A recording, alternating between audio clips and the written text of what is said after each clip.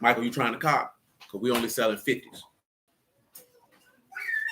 what I'm saying? Don't come with 45. 50 slabs. That's all we got. We give praise, esteem, and honor to the living Elohim in the name of Yahushua HaMashiach this day. Pick us up in John chapter 5 and verse 39.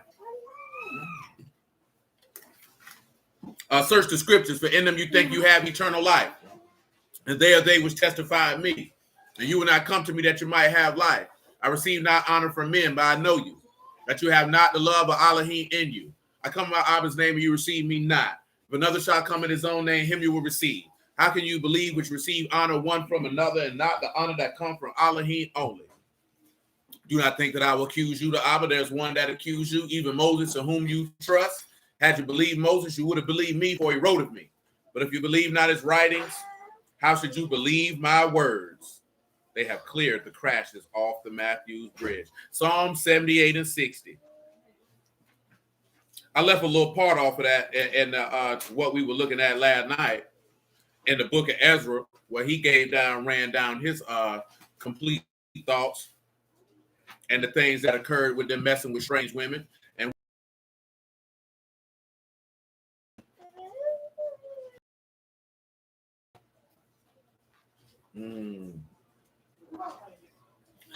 No. Strange woman I was talking about strict definition. Strange woman by strict definition is an alien. Now, you remember what Juvenile said, right? Huh? Yes, the rapper. Oh, you're far away from your home. You're an alien. Right now, you're an alien. So you would be incorrect, because in America, you are an alien. This is not your native home. How many of y'all come from this? See, I want to see if somebody gonna be what they call it, a boot licking coon. You know what I'm talking about? Fetching and stepping for Mr. Charlie. I'm talking about this. My fathers built this. This is my home. It's not my home.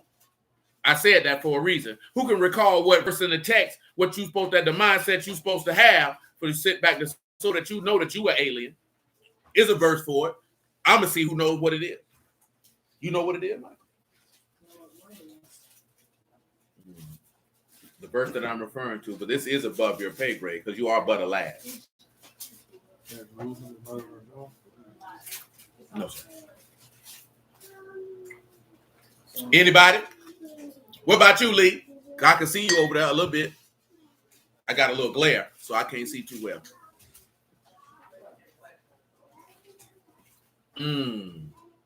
Who else didn't hear the question with Lee? Because y'all looking puzzled, bewildered, befuddled, if you will. He didn't hear it either. Hebrews, well, I done told you the answer now, but he told you something in Hebrews. So I guess I got to say it, because before I was going to tell him, I said it. Yeah, that's it. Yeah, there you go. That's it. That's it. Hebrews 11. That will slip my mom. Let's it slip. Let's it slip. Hebrews 2:1. 11 and 11. Hebrews and 11. What you coming back here talking about nothing for?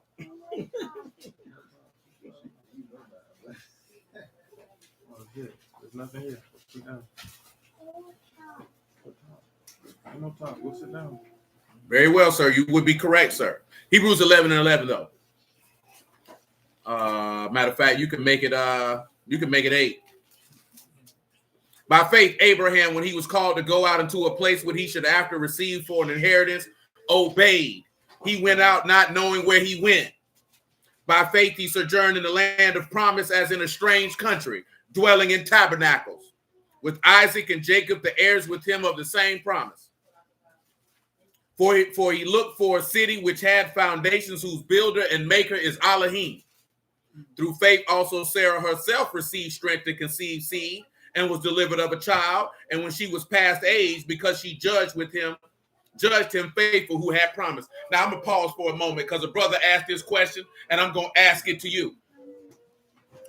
How old was Elizabeth when she had John the Baptist?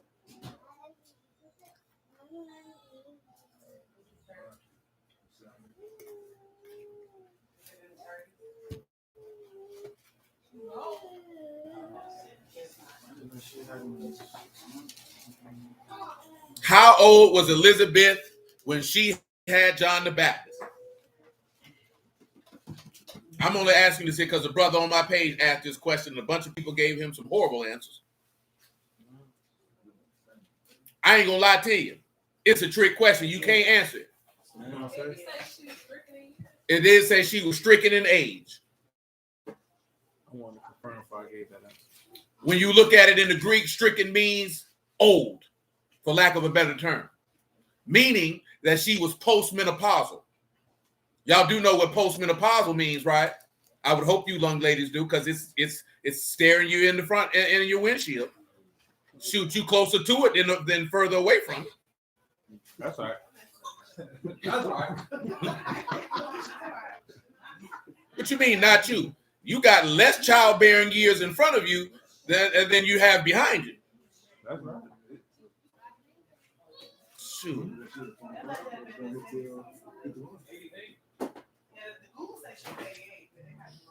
Google pulled that out their butthole. No, because somebody on the post said that she was 88, but the text don't tell you how old she is. Text say she was stricken in age. What I told the brother, I mentioned this because we're reading about Sarah. It told you how old Sarah was. John the Baptist and Isaac and Elizabeth and Sarah stories are similar because these were both women who had promised children when they were past childbearing age. You know what I'm saying? But it doesn't tell you how old she was. It tells you that both of them were old. That Zacharias was old also. Because remember, the Malachim came and told, what happened to Zacharias because he didn't believe? He made him dumb, meaning he can't talk. Made him a dumb mute. And when people asked him, what he gonna name him? And he said John the Baptist, they thought he was crazy. He said Yehukanan, they said that's not a family name.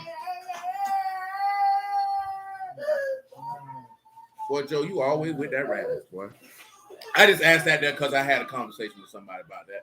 Because I think somebody did pull Google and it said in the third, but the text doesn't tell you how old she was. Just tells you that she was old. But the thing where you mentioned it is that the first thing that people should have clicked in their brain was Sarah. You know what I'm saying?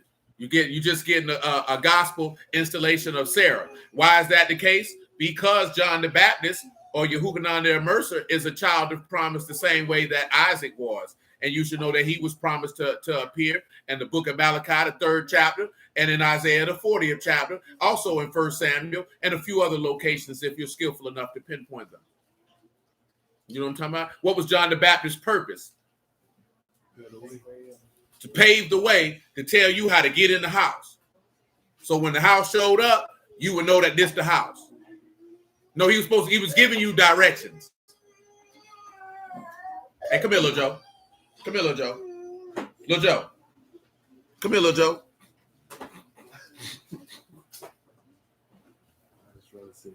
Might as well. I tell you, a stern talking to hurt their feelings way more than a pop. But dang, I hate this nigga. I just want to sit here and handle my business. And then handle it, you will not. Let's continue. Verse 12. For sprang there even as one, him as good as dead, so many as the stars of the sky in multitude, and as the sand which is by the seashore innumerable. These all died in faith, having not received the promises, but having seen them afar off, and was persuaded and embraced and confessed that they were strangers and pilgrims on the earth. So see, when somebody can't confess that they are alien, that means they were not persuaded, nor had they embraced those promises. Remember, we talked about that a few years back. Shalom, man, when you're talking about embracing and being persuaded. See, Yahusha embraced the promise and persuaded. That's why he was willing to die. Let's go back to the verse that where we need to start at, and that's Psalm 78 and 60.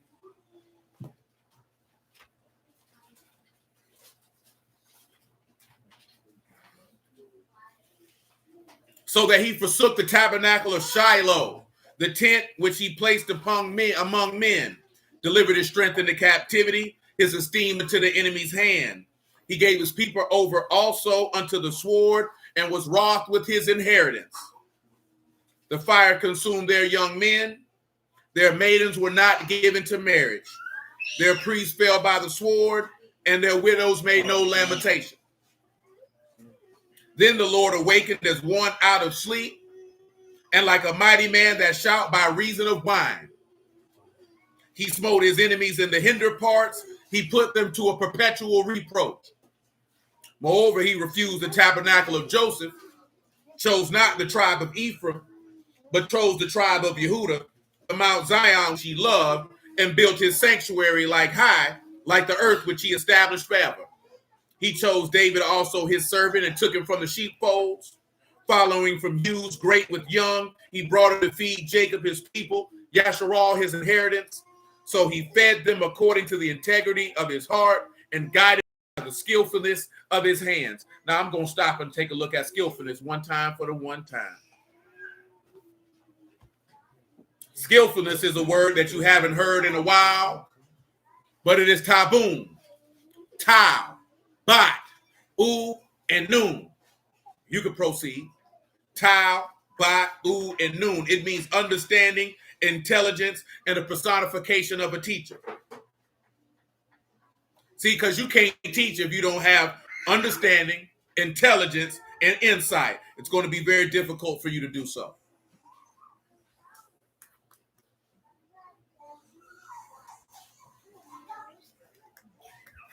Tau, bat, u, and noon. You got you some Clarks, boy? Original. I see you, boy.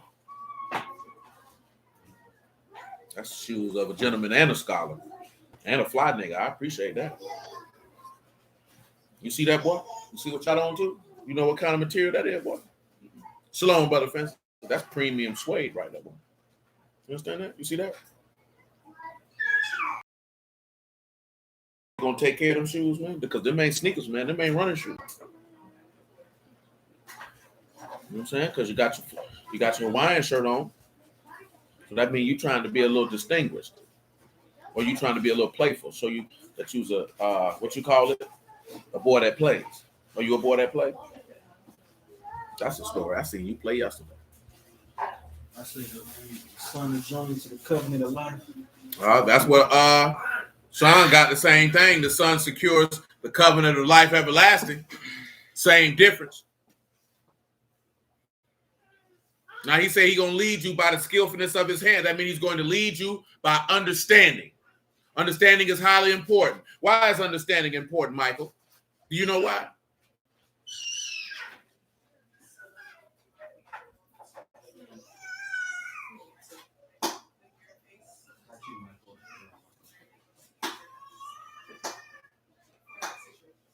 No, but that's not a wrong answer. Tell a little Johnny why it's important that he has to lead you by understanding. According to the text, that's not a wrong answer. Oh, he looks dumb.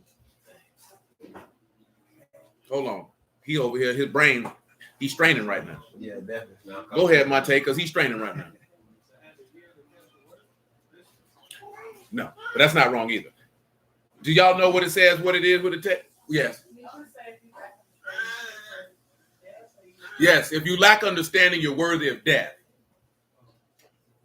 You're worthy of death. But your answers were not incorrect.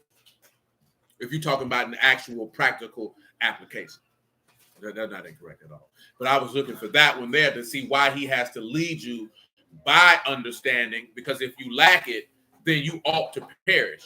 And why should you ought to perish? Because Job 28:28 tells you to fear Yahuwah is the beginning of wisdom, and to depart from evil is understanding. So when you have insight, you understand why you should depart from disagreeable things, and not because of the punishment, because you understand the grace and mercy of Elohim of sacrificing himself. So you have that insight, and that's why you would depart from evil, because you would understand of the free gift that was offered unto you. And that's why he said, if you lack understanding, that's why you're worthy of death. You have not understand what has actually been done for you. You know what I'm talking about? So when you look, because that's again, understanding is, I'll just read it. Luke 24:44. I try to avoid reading passages that we read a lot, but I'm gonna just have to read this one. Luke 20, indeed, to Luke 24 and 44. Pot stinks. What you doing? Why? Why? Why are you parched? Because you back there talking? Because you've been back there chewing on salty salty snacks like pretzels and whatnot? Skinny popcorn, muffins, they dry your mouth out. That's why they give you salt at the bar. Yeah, so you keep drinking. That the doggone salt on the pretzels keep you thirsty. You like, barkeep, let me get another. Movies too. Mm-hmm. Take $10 for this drink. $10 for this drink, because how you eat the pop. I need a cola. Yeah. Cola pop. Yeah. Cola pop. That's a good answer as well. Psalms 111 and 10 is what Isha just mentioned. I'll grab that for you right after I read this.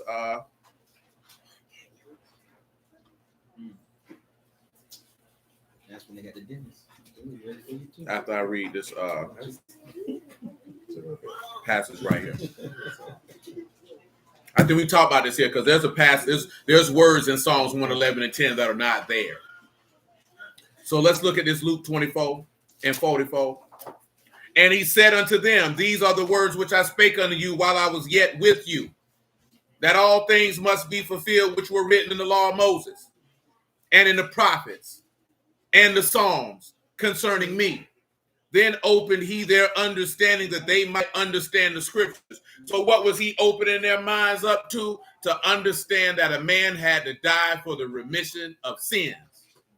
If you don't have that understanding, then of course you will be worthy of death. And he said unto them, thus it is written, and thus it behooved Mashiach to suffer and to rise from the dead the third day, and that repentance and remission of sins should be preached in his name among all nations, beginning at Jerusalem. Now let's go look at Psalms 111 and 10 that Egypt threw around here for you. Psalms 111 and 10, Michael. But I'll back it up to verse 5 if you would. Shoot, you can make it 3. Because it's a verse that's going to tie into something we read last night. Hey, Muffin. Why are you drinking that beverage?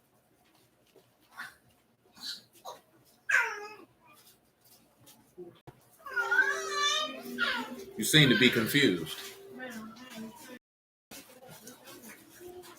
Oh, continue. Oh, you're not going to continue? Oh, you're not thirsty anymore. Okay. Psalms 111 and 3. His work will make it 2. The works of you who are great, sought out of all them that have pleasure therein. See, this is the whole key thing, right? What did Yahushua tell you to do in about Luke chapter 11 and verse 9? That means if you don't know what it is, that means you can go look and see what he said. Now, that was just disgusting on your behalf. And you didn't even say, excuse me, like an honorable man should. I'm waiting, sir. Excuse me. Thank you. What have you found that Luke 11 and 9 says?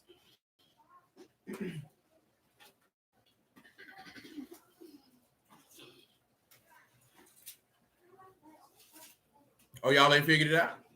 Say unto you, ask, and it shall be given you. Seek, and you shall find out, and it shall be opened. So, see, now notice, right? He said, do what? Seek, and you shall find.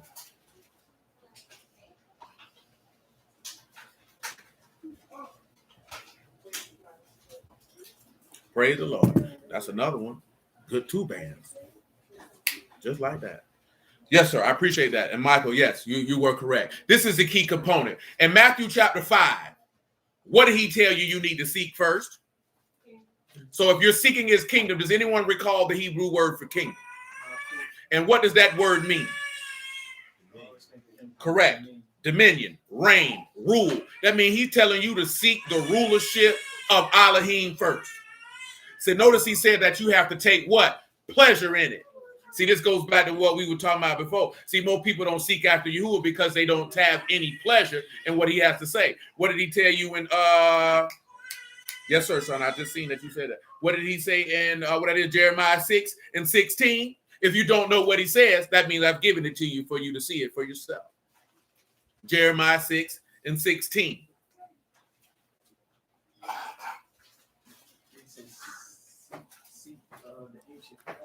He does say that in there, sir. He did. And they did say that also. What have y'all found when you seen Jeremiah 6:16? Stand you in the ways and see in action the old path. The old path. And walk therein, you shall find rest. You shall find rest for your souls. But what did they say? We will not walk therein. We won't do it. Why? Because we don't have no delight in it. See, that comes in the aspect of when you look in the natural. Like I told you, if you want to see how you serving Yahuwah, look here, right? It just get discussed. Y'all be on YouTube. Y'all see this stuff. Now, guess what? White men go through stuff with their women. But you black men and black women are the only group of people that you see at odds consistently in the public eye. That's not to say that these other people are not at odds. You just don't see it in public. And you know why he put this out there in public? So that you can continue to dishonor yourself before all. Till he come and sanctify his great name because you have dishonored him. So when you see a woman who doesn't delight in serving and pleasing her husband, it's because you have a generation of men who don't delight in pleasing a Elohim. So therefore he reflects that right back in your face. Yourself. You know what I'm talking about? See, you don't want to get that there. You wonder why your children running the street don't listen? Because you run in the street and you don't listen to your father. So why would your children listen to you? I've been telling you that for years. I've been telling you for years. Don't pop and whoop them children for not listening and you don't listen. You a hypocrite. Don't whoop them children for that. You know what I'm saying? Don't yell at them children for not listening. All Yahuwah giving you back is what you giving him. So you can see how it feels. Then you can go back and tell him, Lord, my kid don't listen. And then he can pop up and say, because you don't listen. So why would I give you obedient children when you not one? That make you reassess? See, again, right? I was telling Little Muffin this earlier. I tell all this here. Yahuwah does not instruct like men instruct. This fourth is raising offspring. You know what the biggest mistake that a majority of people make? Unfortunately, women do this, and the women do it for a multitude of reasons more than men do it. But sometimes men do it, and it's doubly as worse. And that's rewarding negative behavior.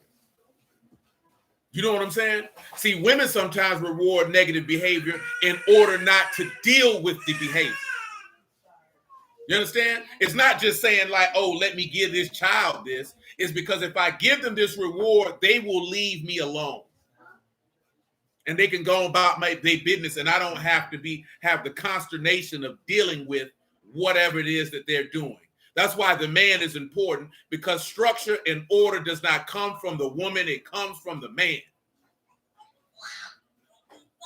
Your mama, here, most of y'all in here was raised by your mama. How many of y'all mamas gave you structure and order and systems for you to live and abide by? Now, if you had any dealings with your father, did your father give you any type of structure and order and systems to abide by?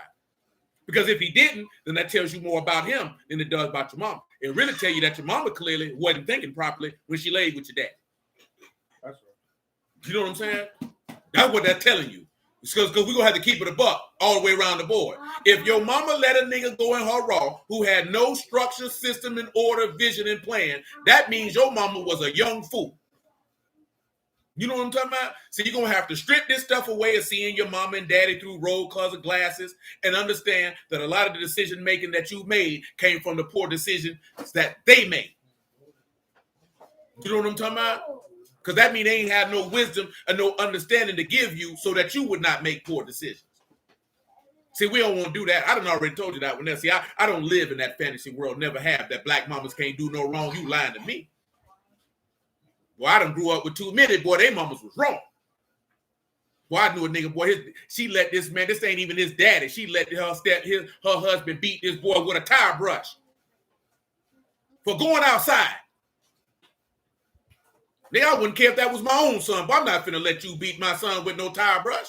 This is another thing where a lot of men, you ain't got no structure, system, and order. You see your wife or your old lady, whatever the case may be, going off on that little boy, and you don't stop her.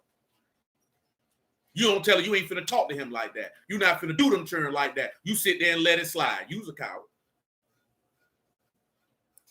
Would that go back to what Jesse Lee talking about, right? What he say men mad with their daddy for?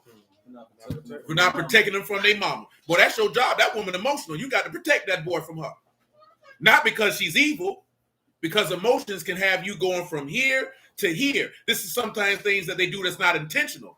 She could be frustrated about a whole nother matter. He do something, and now she's taking that frustration out because she doesn't have a proper outlet to release her emotion or at least explain why she's frustrated, because ain't no man there who can actually solve that or actually allow her to have a support system to lean on in the midst of that frustration. He just sitting there watching her go spaz out on them churn. Oh, see, you don't want to talk about that. You done seen it before, ain't it?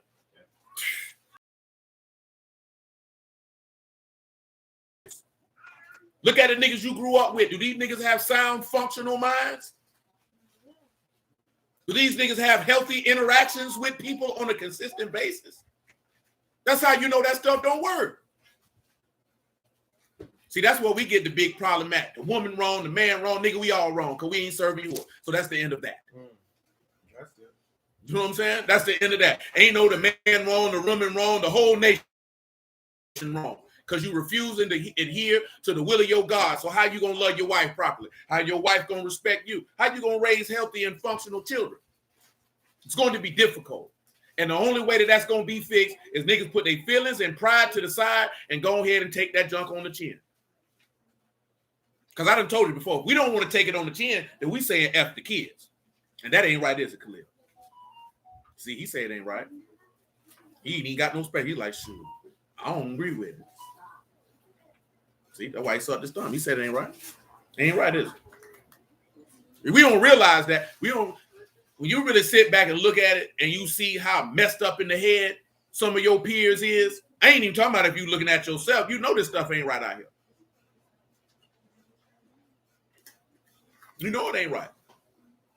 You got women who feel pressure because they feel like they got to be a man. But they feel like they got to be a man because ain't nobody told them how to be a woman to a man. You got a lot of men want to be women instead of leading like they go to. You know what I'm talking about?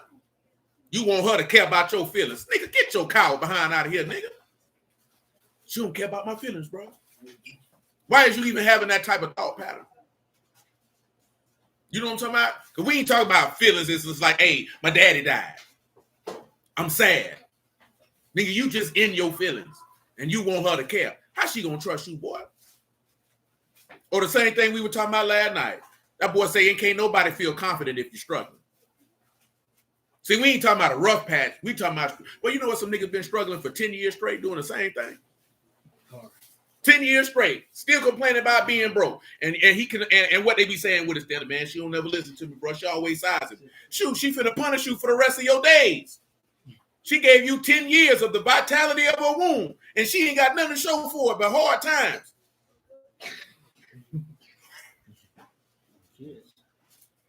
Straight up. That's hard time, but that's labor. That's labor. See, this I done told y'all this before, and we don't move on. This is something that a lot of men don't want to accept and realize. If a woman get down with you in her youth, she's giving you her prime years. So she's expecting something in return, some type of stability, some type of care, something for her prime years. And if you don't give her nothing, well, that woman is going to make your life a living hell. She is going to punish you every minute and moment of your existence. She will remind you every minute of the day that you are a broke bastard who's worth nothing. You know what I'm saying? And all y'all done seen that at some point in your life of a man who was being drugged by a woman who he wasted her prime years because she betted on the wrong horse at the race. You know what I'm saying? But see, he can't put out because they locked in. He's struggling. He can't. He ain't even in a position to put out.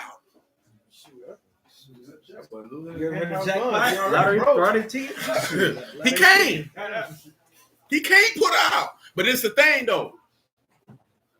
He feel like he should still get the same honor and respect of a man who in them 10 years went from here to here and has something to show for what he did to him for 10 years. and he's not. You don't deserve that. You haven't done anything to show forth that she should give you that. I would tell her last night. That's what happened. A lot of young should tell you that. Your mammy should tell you. Do you think it take 10 years to figure out how to manage some money? For a man who got kids and a wife? Sorry for yourself. You're a miserable son. You're a sorry sack of a man. Hey, one thing for certain now, and two things for sure. You can't sit back and talk about the women need to do this here and do that there. And one of your main components, you got 4 components to your job. You got to protect them. You got to give her a seed. You got to drop some money. Don't be a coward on top of it. All you got is good ding-a-ling. That's a bad deal. That 1 out of 4. That ain't going to work. Not for too long. Seems like, yeah, that peanut good, but this nigga dumb and he ain't got no money. Next thing you know, she go to disrespecting you to your face. Front of your churn, front of your friends, front of your family, front of your coworkers. And guess what? She ain't wrong. She ain't wrong. If that woman that gave you 36 months or more of vagina, and that's what she got to look forward to, hey, go ahead, baby. I ain't saying you're wrong. I ain't saying you should. I understand. I understand. Yeah, I understand. I ain't saying you're right. I ain't saying that's what you ought to do. I understand. All jokes aside, them prime years of your womb, that precious time. That's her number. Her womb is the most valuable thing she got. That's a sacred place.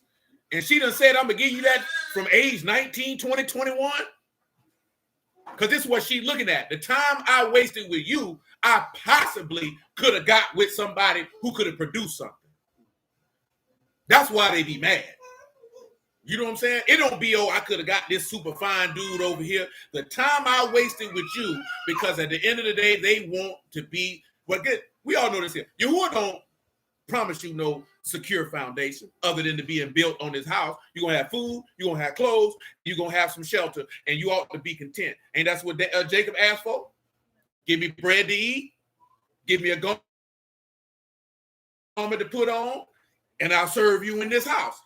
He said, I'm good with that. All that extra stuff, hey, man, shoot, that's just a bonus, baby, if you should get that. Nigga talking about, I seen a dude today, get your passports ready. Get a passport to go where? To be persecuted in another land that I don't know?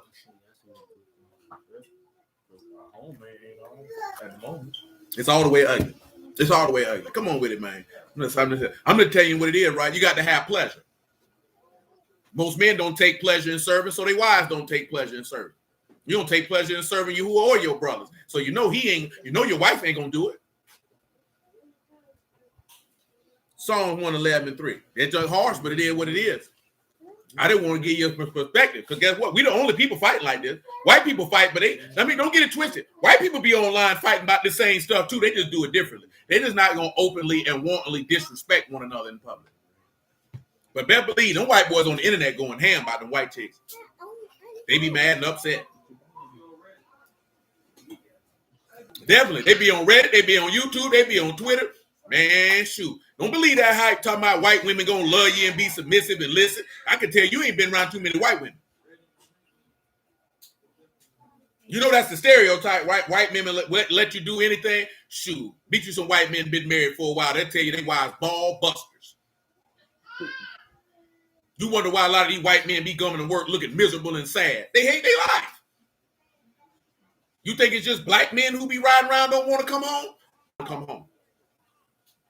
If your husband don't want to come home, you got to look at yourself in the mirror. Because before I don't want to come home, you going to leave. I ain't not going to want to come to the place I pay for. I'm just being serious with you. It's some women out here, they're so disagreeable and hard to be around. That's why dudes be going to you go to the bar, you don't see no black dude talking about they at the bar getting drunk. Nigga got over work at 5 o'clock. He ain't came home till 10:30. He been sitting at a bar stool drinking for 5 hours. Beer, shoot, whiskey, scotch, brandy. They drinking hard liquor. Like this here, yeah, I gotta go home to Susie in a bit. I understand, brother. You understand? That's why I got divorced. I never got married again. Yeah, I hate this whore. I gotta go home to this whore. That's how they talk. You know, white people talk different. You know, they say stuff that's wow, F me running, all type of stuff. You ain't heard no talking white people talk. They different and it's funny. You know what I'm talking about? I'm giving you the extremes, but I'm using that to paint a picture. Because at the end of the day, if you disagreeable, Yahuwah ain't gonna come dwell in your house neither. Ain't that what he said he wanted to do? Now we read it last night. Then we read it last night, 2 Corinthians chapter 6. He said, I will walk in them and dwell in them. If you completely disagreeable, he ain't gonna want to come dwell at your house neither. Only difference is he ain't gonna ride around and not come home. He just gonna just skip over your house and let the destroyer get you. No protection. See, that's a whole nother conversation in itself. They say protect all black women. Shoot, Yahuwah say I ain't protecting nobody who don't obey me. Ain't that what happened in Egypt? I'm just referencing back to stuff we didn't talk about. Because he said if you ain't put that blood on the door, what were you gonna get? Was you gonna get protected? That means you didn't trust my ability to protect and to fulfill what I said I was going to do. So why would I protect you? Who's going to protect a disobedient, rebellious individual? Ain't nobody going to do that.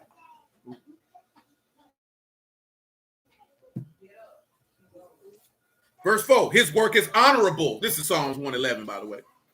And esteemed, and his righteousness endure forever. He have made his wonderful works to be remembered. Yahuwah is gracious and full of compassion.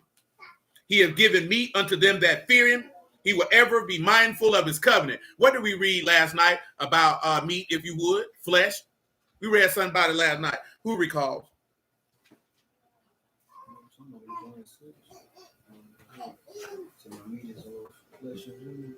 No, we didn't read that last night. We referenced it, but we didn't read it though. Food here is meat here is teref, tet, rosh, and pay. Tet, rosh, and pay. You can give me what you got. Tet, rosh, and pay. We read something in Proverbs chapter 5. He said his flesh and his body was consumed. You don't recall? When he was talking about it, don't give you, he was giving his wealth to another. And he said, I wish I would have listened to my teachers. My flesh and body has been consumed. Oh, y'all done forgot already. Tet, rosh, and pay for the meat here in Psalm 111, teref.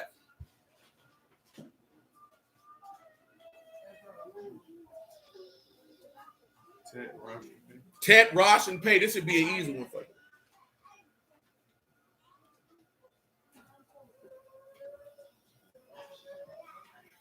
I said, You all right over there, son? You all right? to be filled with the word of the night. To be filled, huh? Teraf, tet, rosh, and pay. English word is meat. But yes, it's to be filled. Elohim is contained in the word. Indeed. It's all the same, whether to be filled with the word of the highest, or Elohim is contained in the word, or Elohim is contained in that flesh. Because he said what you referenced, my flesh is meat indeed, my blood is drink indeed. Whosoever eat my flesh and drink my blood live by me as I live by Abba. It's not that what he said. So when we come back and we look at this here, right? He said he has given meat unto them that fear him. That means everybody who has reverenced and honored him, those are the ones who he provides food for. Those are the ones who he provides his son body for. Let's continue. He has showed his people the power of his works, that he may give them the heritage of the heathen. The work of his hands are verity and judgment. All his commandments are sure. They stand fast forever and ever, and are done in truth and uprightness. He sent redemption unto his people. He have commanded his covenant forever. Kadash and reverend is his name. The fear of Yahuwah is a beginning of understanding. A good understanding have all they that do. His praise endure forever. That his commandments is not there. If you remember, it's do, and that is asah, and that is the ones who do the work that make and produce. So guess what? What do you think that's going to refer to scripturally? What will you have to refer to? He says a good understanding have those that produce. That goes back to what we were talking about last night. You can't say you're a man and you're not producing anything. Because he said you have a good understanding if you produce. No, it is to call. That is to have prudence, insight, skill, good sense. What are y'all scripturally, what do you think that can refer to that a good understanding have those that produce? Now, we've already looked at that the meat is Elohim is contained in the word, or individual is filled with the word. But again, we're going back to the main key component that men in this generation do not like to deal with, is that a man must produce. Yeah, we talked about that last night. And I guess we can go ahead and pull that verse for you. But come over here to Matthew 7 for a moment. Indeed, and I referenced that last night also, because that's why I put that video in the chat when bro was live last night, because he had said it the night before, which I don't disagree with, because that's how I was raised. Niggas got to grow up if you think money don't matter. You ain't no grown man if you think that money don't matter, that you 30, 35 years old, and you think that you should get the respect level of a man, and you broke and you ain't produced nothing. You ain't got no wisdom, you ain't got no understanding, you ain't got no leadership, you ain't got no resources, you ain't got nothing, and you expect a woman to hitch her rig to that?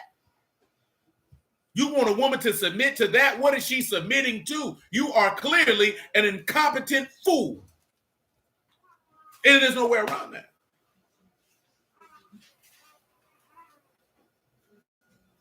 I just say that there because y'all in here, majority of you, have daughters. You wouldn't give your daughter to no man. You wouldn't go green light your daughter marrying a man who ain't produced nothing, unless he wasn't nothing but a jit. And I don't think most of you would want to send your daughter away to a 19, 20-year-old boy who ain't got nothing, because you're going to be looking like she's going to be coming back around here for me to take care of her. I gave her to you so she ain't got to come back. Because let's not sit here and tell no lies like you just like this here, yeah, she can come back anytime. No, I got you a husband so you ain't have to come back here.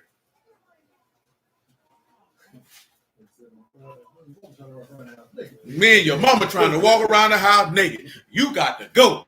You know what I'm talking about? But in all reality is, your father's not going to mind you being there, but once you leave, unless your husband died, he don't want you to come back. You know what I'm saying? Baby, I'll visit you at your house with your husband and my grandchildren. Don't come back here. See, your mama like, don't be like that, Charles. Don't do them babies like that. That's how mama feel, because she feeling low. Because remember, she carried him. Now she looking at all the memories she got, and now the children gone. She feeling kind of sad. Oh, my baby's gone. Daddy like, I'm glad them niggas gone. You know what I'm saying? I'm glad they gone. They tear up my house. You know what I'm talking about? They fart everywhere. They eat up all my food. They done cleared up a little pocket change. I'm glad they gone. You know what I'm saying? And neither one of them are wrong. The mama ain't wrong. They're my babies. My baby gone. She gonna be a mother herself. Now I'm a grandma. I'm too young to be a grandma. Get over it.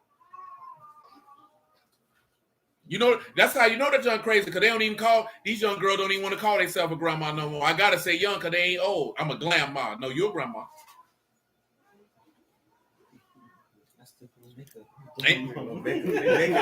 Make up name. Because she don't want to feel old. The reason why she don't want to feel old, because she's still out here competing with her daughter. She ain't got no man, so she's still competing with her daughter. So she got to be a glamorous mom. No, you a grandma. And if you ain't taught your daughter too good, you're gonna be a great grandma after a while. I just say that there because, hey, I got peers who are grandparents, and I'm only 41. I have several peers who are now grandparents. And you know why they grandparents? Because they came parents while we were still in high school. You know what I'm saying? So guess what they kids did when they became of age? They repeated that same cycle. I ain't gonna lie, I'd be pissed. I'd be like, dang, boy, I spent 18 years to make sure you wasn't stupid as me, and here it is. Here we are. Shalom, man. I done failed. The parent never got smarter, so stupid the whole time. I mean, even if I taught you better, I'm still I failed you, son. I already messed up by having you young. I failed you off the top. That's what that Love Dorsey chick was saying. A lot of kids realize at 18, 19 that their parents, they ain't really have it. They were stupid. Yeah, they were children. I mean, that's definitely why a lot of kids rebel, because your parents are as young as they had you young, so they didn't have anything to give you. So as you become of age, and see, this is something I noticed in prison about the younger dudes not respecting the old heads because they ain't had nothing to give them. You know what I'm saying? So younger people automatically, it's intrinsically in you to look to people who are older than you to get some manner of guidance, some type of structure, some wisdom, some understanding, and something. And when they open their mouth and you see that they have the same mental capacity as you be like, man, I ain't listening to these old niggas. These old niggas stupid. And that's where the rudeness and disrespect come from the youth towards the older generation. They don't view them as people that are worthy of respect. And that's unfortunate. You know what I'm talking about? But that's on the older generation, to be quite honest. That's why I be pressing y'all, buddy. Make sure you got something to give them kids, because if you don't, they're gonna disrespect you when they get older. I don't care what you done did for them, because they're gonna be like, my dad is an idiot. And my mama can't be too smart because she with him. Some of y'all done sat back and looked at your parents. You ain't got to lay no hands and be like, dang, my mama's stupid. Dang, my daddy's stupid. Some of y'all know you done did it. Just sat back and looked at him like, dang, I always thought my daddy was a great man. This nigga's dumb. And that junk hits you in your soul when you realize that this nigga's dumb. Especially for a little boy. When little boy see his daddy ain't the brightest, you know what I'm saying, sharpest knife in the box, that crushed all the vision that he had of him as he was a young man. Because when you're a young man, you feel like your daddy is the greatest and strongest and smartest man in the history of the world. That's how you view him. That's how you see him. He bigger than you. You look like it. You know what I'm talking about? He tell you stuff you ain't know. You hold him in high regard. And when you become of age, you be like, dang. I ain't talking about he made a mistake or two. I'm talking about, dang, this nigga's really dumb. That junk devastating. When you see your mama kind of ain't there, you be like, you know, hey, man, it's my mama. You give her a pass, so to speak. You know what I'm saying? But you should. You be like, dang, mama really stupid. Reason why I say you shouldn't, because I was talking with one of my employees about it yesterday, because you end up picking women like your mother repeatedly. You know what I'm saying? And because you seek it to continue to have the cycle of that same interaction that you had with your mama that brought you all the misery and turmoil. Saying the same thing. I didn't even see that. But that's what happened. Crimson on me. They were talking about how that affects men and women versus sleeping around or whatever. Oh, absolutely. Absolutely. You end up picking the same person with a different face, but you're really picking your mom. You know what I'm saying? Or you have some who will do the opposite and pick the opposite of their mom. Matthew chapter 7. I'm gonna tell you, that's all Yahuwah is doing. See, y'all be thinking Yahuwah coming to get people is, you know, some type of large calamity. He give them misery in their home life.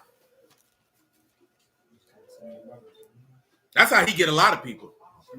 You be looking at them rich people, them sinners, and you thinking them sinners, they living good, they got money. That boy life horrible on the inside. He don't want to come home. His life is horrible, and that money don't make it better. Matthew 7:13 is sufficient. Hey boy, come on over here with me. Come on, Joe. I thought you'd see it my way. Matthew 7:13. Enter you in at the straight gate. Wide is the gate, broad is the way that lead to destruction, and many there be which go therein. Straight is the gate, and narrow is the way which lead unto life, and few be there that find it. Beware of false prophets which come to you in sheep's clothing, but inwardly they are ravening wolves. You shall know them by their fruits. Do men gather grapes of thorns or figs of thistles?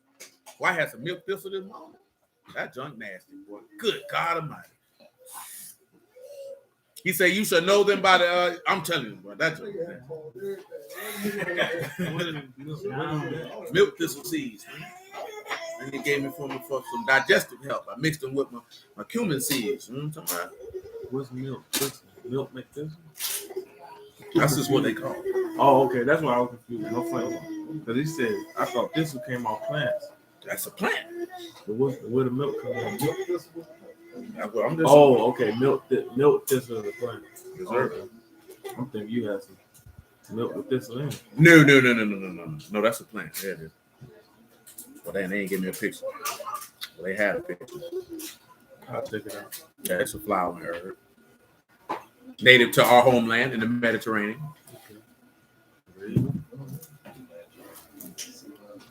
It's a little bitter.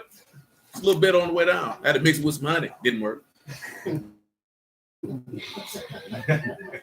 Matthew 7:17. Even so, every good tree bring forth good fruit, but a corrupt tree bring forth evil fruit. A good tree cannot bring forth evil fruit, neither can a corrupt tree bring forth good fruit. Every tree that bring not forth good fruit is hewn down and cast into the fire. Wherefore by their fruits you shall know them. So you're going to have to produce. So you're going to have a good understanding if you produce. So what do you have to produce? I mentioned it last night. You're going to have to produce what's in Galatians chapter 5. You're going to have to produce love. You're going to have to produce joy. You're going to have to produce peace. You're going to have to produce faith. You're going to have to produce long suffering. You're going to have to produce gentleness. You're going to have to produce goodness. And you're going to have to produce self-control. That will show you have the insight, because what do we read in Luke 24? And he gave them understanding that they might understand the scriptures. All those things that were produced is what you see Mashiach do. And indeed, that's the fruits of the Ruach, and the fruit of the Ruach comes from the seed, which is the word. These are the things that the word is supposed to produce. That's why he say when the seed get caught off amongst the thorns, it choke off the word, that you can't do what? Bring forth no fruit with patience. That means that you will not have the execution of faith to bring forth the results that the word is supposed to give. That's why a good understanding have those that produce. A man who can produce, clearly he has a good understanding of what it is that he's involved with. See, we can't be walking. The reason why I say that, because we got too many young men in here. There's one, there's two, there's three, 4, 5, 6. It's 6 young men back here right now. They would need to have the mind that they must know, Sean, man, that they're going to have to produce. You know what I'm talking about? See, it's not having them so ingrained about you got to make a whole bunch of money, but he's got to know that he has to be able to produce. He has to have something to show for his labor. See, that's what the Ruach is for. The Ruach is proof of evidence of your labor. How many of y'all would like to work for 10 years with nothing to show for it? You know what I'm saying? You ain't got nothing to show for it. That's what he mean when he said we did all these wonderful works in your name. And he gonna say what? Depart from me, you work of iniquity. I never knew you. That means you labored for all those years and you had nothing to show for it. That's why he say they worship me in vain for doctrine and commandments of men. They are doing a labor and they're going to have nothing to show for it. That's why I tell you all that stuff these dudes be arguing about, all these extra doctrines and all that stuff, that junk irrelevant, because you ain't going to have nothing to show for it. Because at the end of the day, let's just be honest. A lot of people don't like it. You don't get into business not to make money. You get into business to make money. You know what I'm talking about? At the end of the day, if it don't got no profit, that means it's a what? It's a failure. If you ain't getting no profit from what you're doing, it is a failure. There's no way around that. You can't clean it up. So you mean to tell me that you've invested time in the word and you ain't got no kindness, no gentleness, no goodness, no forgiveness, no compassion, no patience, no long suffering, no love for Elohim, no love for your brother, no joy, no peace, no self-control. You ain't got none of that. You are a failure. You know what I'm talking about? There ain't no way around that. Because this is what this endeavor is supposed to produce. That's what it's supposed to produce. If you got 10 years in something and you ain't produced nothing, you are a loser. I'm just being honest with you. You're a loser. Let me tell you something, man. In business, they say give you what? How many years they say to give you before you can actually start producing a profit? 3 to 5. Now, you take that with the word. How long you think it should take for you to start producing? I'm talking about the men. I ain't talking about no woman. Because the woman going to go where the man go. You know what I'm talking about? Because if she don't want to do right, guess what the man going to do? There's the door. If he's producing, because he ain't going to put up with it. See, a lot of women get caught up with dudes where they develop bad behaviors over a long period of time because they're dealing with a nigga who ain't producing. So he got to put up with it. You know what I'm saying? He got to put up with it. He ain't in a position of strength or dominance to say, I ain't putting up with this. Because as soon as he say, I ain't putting up with that, oh, nigga, what you mean? That's the first thing she gonna do. She gonna starve. You ain't putting up with what? But if you're producing, you don't have to put up with nothing. That's why Yahuwah said the land is who? Mine forever. You are strangers and sojourners with me. He producing. Guess what he told you? I produce you what? Homes that you ain't built, wells that you didn't dig, vineyards that you didn't plant. I produced. I ain't putting up with your crap. You ain't gonna worship no other gods in my house. And I done gave you all this stuff. He said, I gave you jewels. He said, when you was in your blood, nobody came by and thought to wash you. He said, but I came through and washed you and swaddled you. Gave you the best of everything. Nice jewels, nice garments. And what did you do? Trusted in your own beauty and served other gods. I got to take it back. No more jewels for you because you're vain and you're proud. You don't know how to act. We done had it come. Y'all ladies know how y'all get. Let her get a fresh hairdo. Fresh doggone ball cap. That ain't no hair. That's a ball cap. She got on a fitted. 7.5. 58 centimeters. Stitched on. With the patch on the side. With the patch on the side. Talk about them baby hairs. That's a side patch. You know what I'm talking about? You know what I'm talking about? Round here. Look at the crazy part. They talking about I went and got my face beat. You were sitting here talking about you ain't got, you got beat all right. Somebody beat you up. Because guess what he told you in Jeremiah? You paint your face for all your lovers and they don't give a damn about you. That's what he told you in Jeremiah. Oh, y'all think I'm making that up, don't you? Jeremiah 4 then. You don't know. I've been telling what Yahuwah say. That's what he said, man. That's what he said. Paint your face for all your lovers. They don't care nothing about you. Jeremiah chapter 4. I give you more to it, though. I give you 22 on the house. Edge is gone. No, that side patch don't go nowhere. It's an old hat, so he just hangs. He done lost a little bit of stitching. But in all seriousness, though, the ladies know how they get when they feel like they dolled up, looking their best. You can't tell them nothing. They pride go from 0 to infinite. Come on, man. We done seen the most unattractive women get dolled up, and you can't tell them nothing. Baby, you look at Lizzo. Look at that whole fat and ugly. This whole had the nerve to go live on the toilet. That woman is ugly because she's ugly on the inside. Don't tell no man what he find attractive. Y'all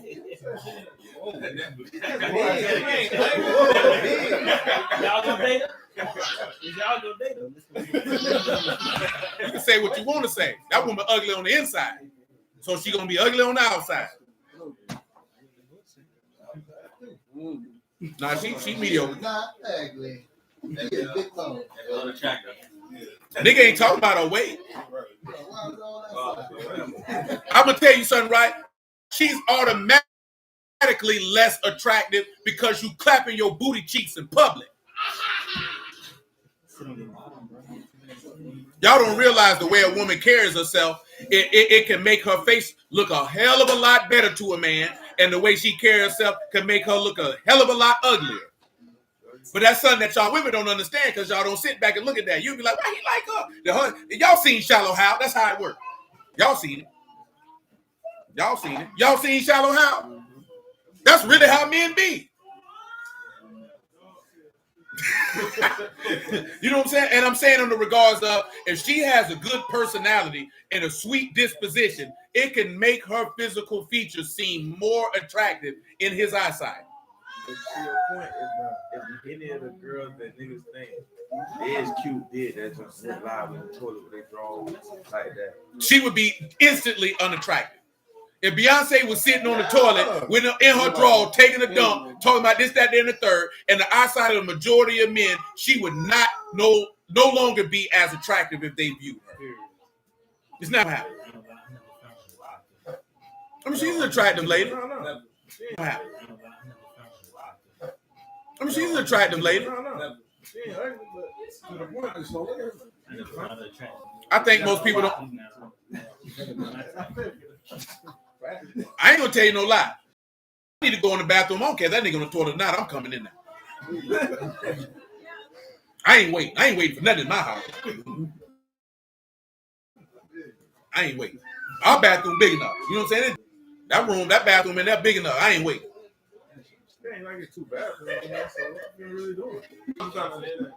Yeah, I take a shower now. She on the toilet. Don't bother me then. Shoot, nigga, flush it. Put some water on that. That would tell you on the road. Put some water on that. Ooh, I'm pressed for time. I ain't waiting on nothing. And you know what? And I appreciate her because she found a home with a large enough bathroom to where that's sufficient. That was important to her, that there was enough space in the bathroom. And I appreciate that. I see why. I mean, Rihanna is not that pretty of a woman. That whole forehead looked like something off the Gremlins. Jeremiah 4:22. Jeremiah 4:22. He said, for my people is foolish. They have not known me. They are sottish children. And they have none understanding. They are wise to do evil, but to do good they have no knowledge. I beheld the earth, and lo, it was without form and void, and the heavens, they had no light.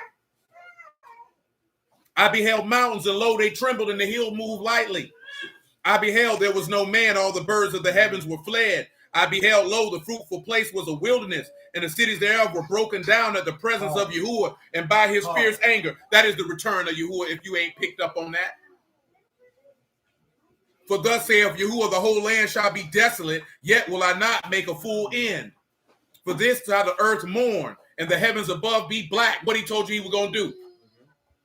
He's telling you that he's standing upon the earth. Let's keep on going. Because I have spoken it, I have purposed it, will not repent, neither will I turn back from it. The whole city shall flee for the noise of the horsemen and the bowmen. They shall go into their thickets and climb upon the rocks. Every city shall be forsaken, not a man dwell therein. You know what he told you? He coming back on a what? On a white horse. He said that what they coming. Isaiah 1 or Isaiah 2 tell you how they going to go hide in the rocks. Revelation 6 tell you the same thing. He said, when you are spoiled, what will you do?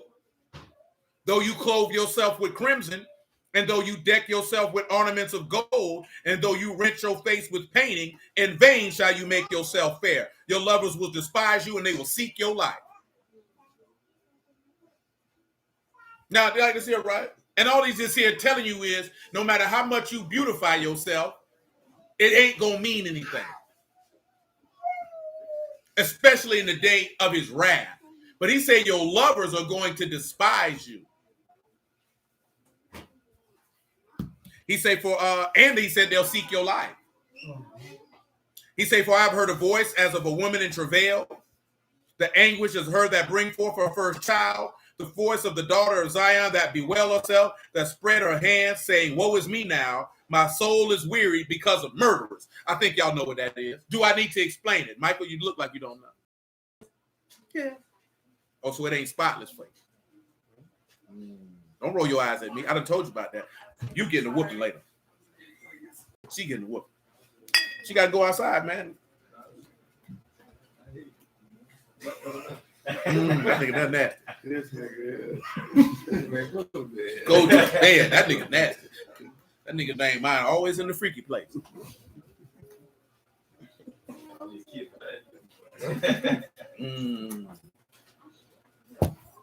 What do y'all think verse 31 is referring to? Because then we got to transition, get over here and get to this Abel and Seth. Would you like that, Eugene? Other hand.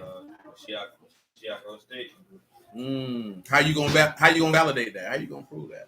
Eugene. So he spread his hands. You gonna grow a frog? Yeah. First things first. Come over here to John 16. You tired, Jeremiah James Bird? Hey, Grandma, you been crying? I see a tear right there on your eye.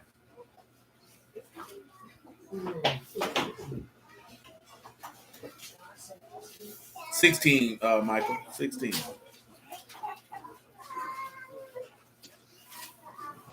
16 and 20. John chapter 16, verse 20. That's potato bread you got there, boy? Nigga like potato bread. Taters. Tater. You said that like I hated that bread.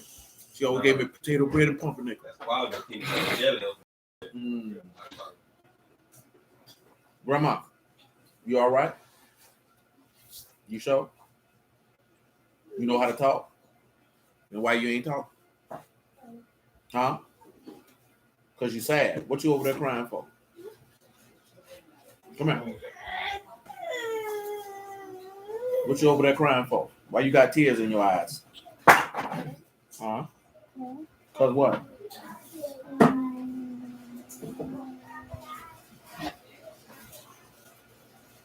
You want to be goofy now. Don't say that. John chapter 16, verse 20. Truly, truly, I say unto you, that you shall weep and lament.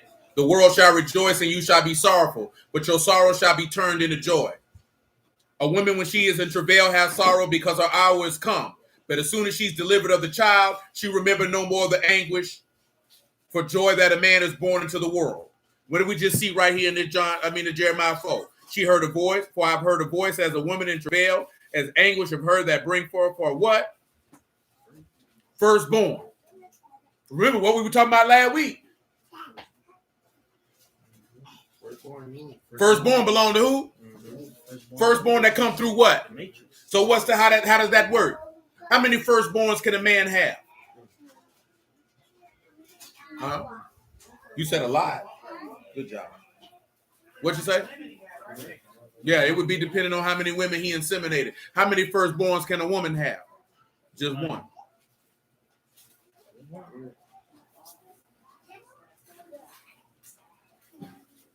Go ahead and go. Now that's where you get to what you mentioned. She bewailed herself and spread her hands and say, woe is me, because my soul is wearied because of who? Murderers. But now, let's take a look at something in 1 Timothy 2 while it's in my brain. I'm being rude, son.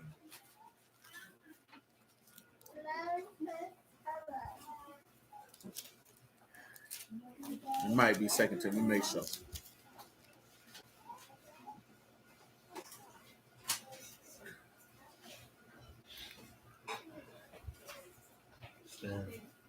There we go. You can make it verse 1 of 1 Timothy chapter 2.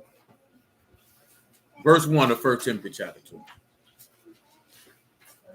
I exhort, therefore, that first of all, supplications, prayers, intercession, and giving of thanks be made for all men, for kings, and for all that in authority, that we may lead a quiet and peaceable life in faithfulness and honesty.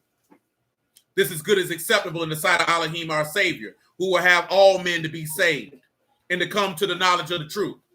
There's one Elohim, one mediator between Elohim and men, the man Yahushua HaMashiach, who gave himself a ransom for all to be testified in due time, whereunto I am ordained a preacher and an apostle, a speaker in truth and Mashiach and lie not, a teacher of the Gentiles in faith and verity. I will therefore that men pray everywhere, lifting up Kadash hands without wrath and doubting. The reason why I mention that, right, because it said his hands were spread, right? You should remember that when Mashiach was on the stake. Was his hands spread? Did he not make prayer and supplication? Abba, forgive them, for they what? Know not what they do. He said, Abba, into your hands I commend my what? My Ruach. So there was no wrath and there was no doubting. That's giving you evidence that even in the midst of being wearied by murderers, he still maintained having a good understanding of the produce or the production that the word is supposed to have, which is forgiveness in this particular manner, and more specifically, long-suffering. You understand? See, you ain't going to have no excuse after that when this man is being nailed to a tree and literally being tortured, and he was able to make prayer with set-apart hands, with no wrath, but most importantly, no doubting. Remember, we talked about this a long time ago, and we could go in depth, but this afternoon is not that day. But do you understand, if we was to go back and pay attention to everything this man said on the stake, you're not going to see no doubting. Let's just do it on general principle. Since we talked about it, because we mentioned something last week, right? He said that he testified better gifts than that of who? Abel. Abel. Let's look at every gospel. Let's go to Matthew. Let's look at everything he said while he was hung on that tree.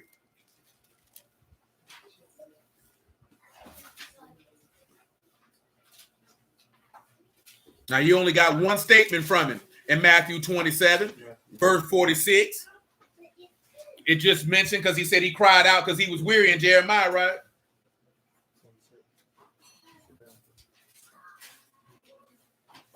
Now, of course, Mashiach didn't paint his face, but he had some fly garments on they put on him, didn't he? And it didn't stop his lovers from killing him. Matthew 27 and 46, Michael. Am I talking too fast or is you listening too slow? That was an honest question, sir. You could have answered liberally if you would.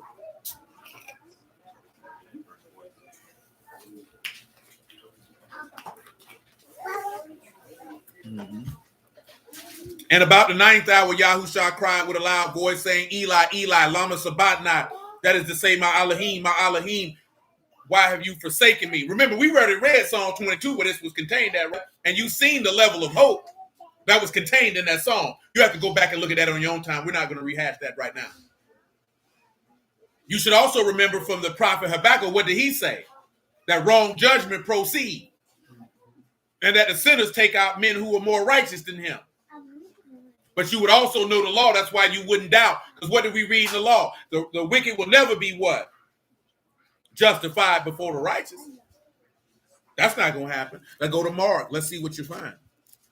See, really, Luke and John got his most converse of what was going on when he was on that stage. What's that? What you talking about? That's in Exodus chapter 23 and verse 7. We're going to skip right on over Mark because Mark giving you the same thing that's in Matthew. We will not be redundant intentionally. Luke chapter 23.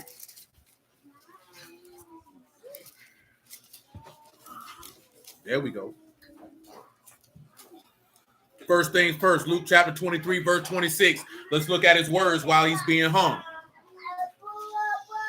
I'm a boy your butt. I'm a boy your butt, boy. Your butt, boy. You hurt your foot? What you do to it? It hurt? That was definitely on patrol. Luke 23 and 26. And they led him away. They laid hold upon Simon the Cyrenian, coming out of the country, and on him, be quiet, son. And on him they laid the stake that he might bear it after Yahushua. There followed him a great company of women, which also bewailed and lamented him.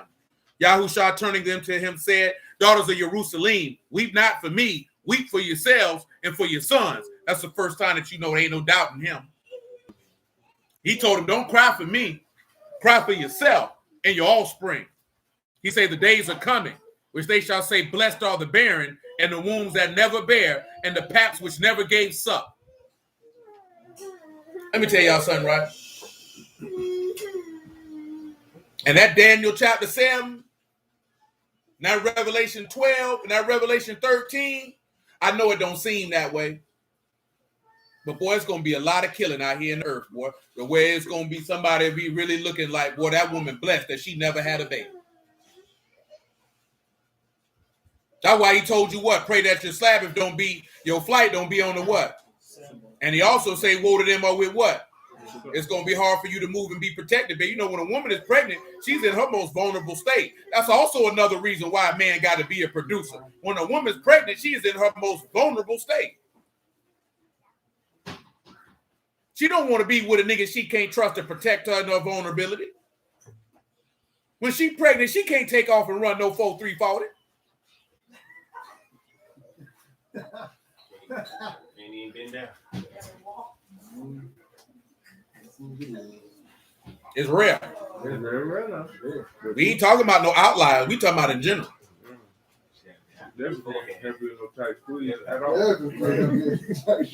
She can't do no fleeing. She need extra supervision and protection in a state of turmoil. And she right here looking at a nigga can't do nothing.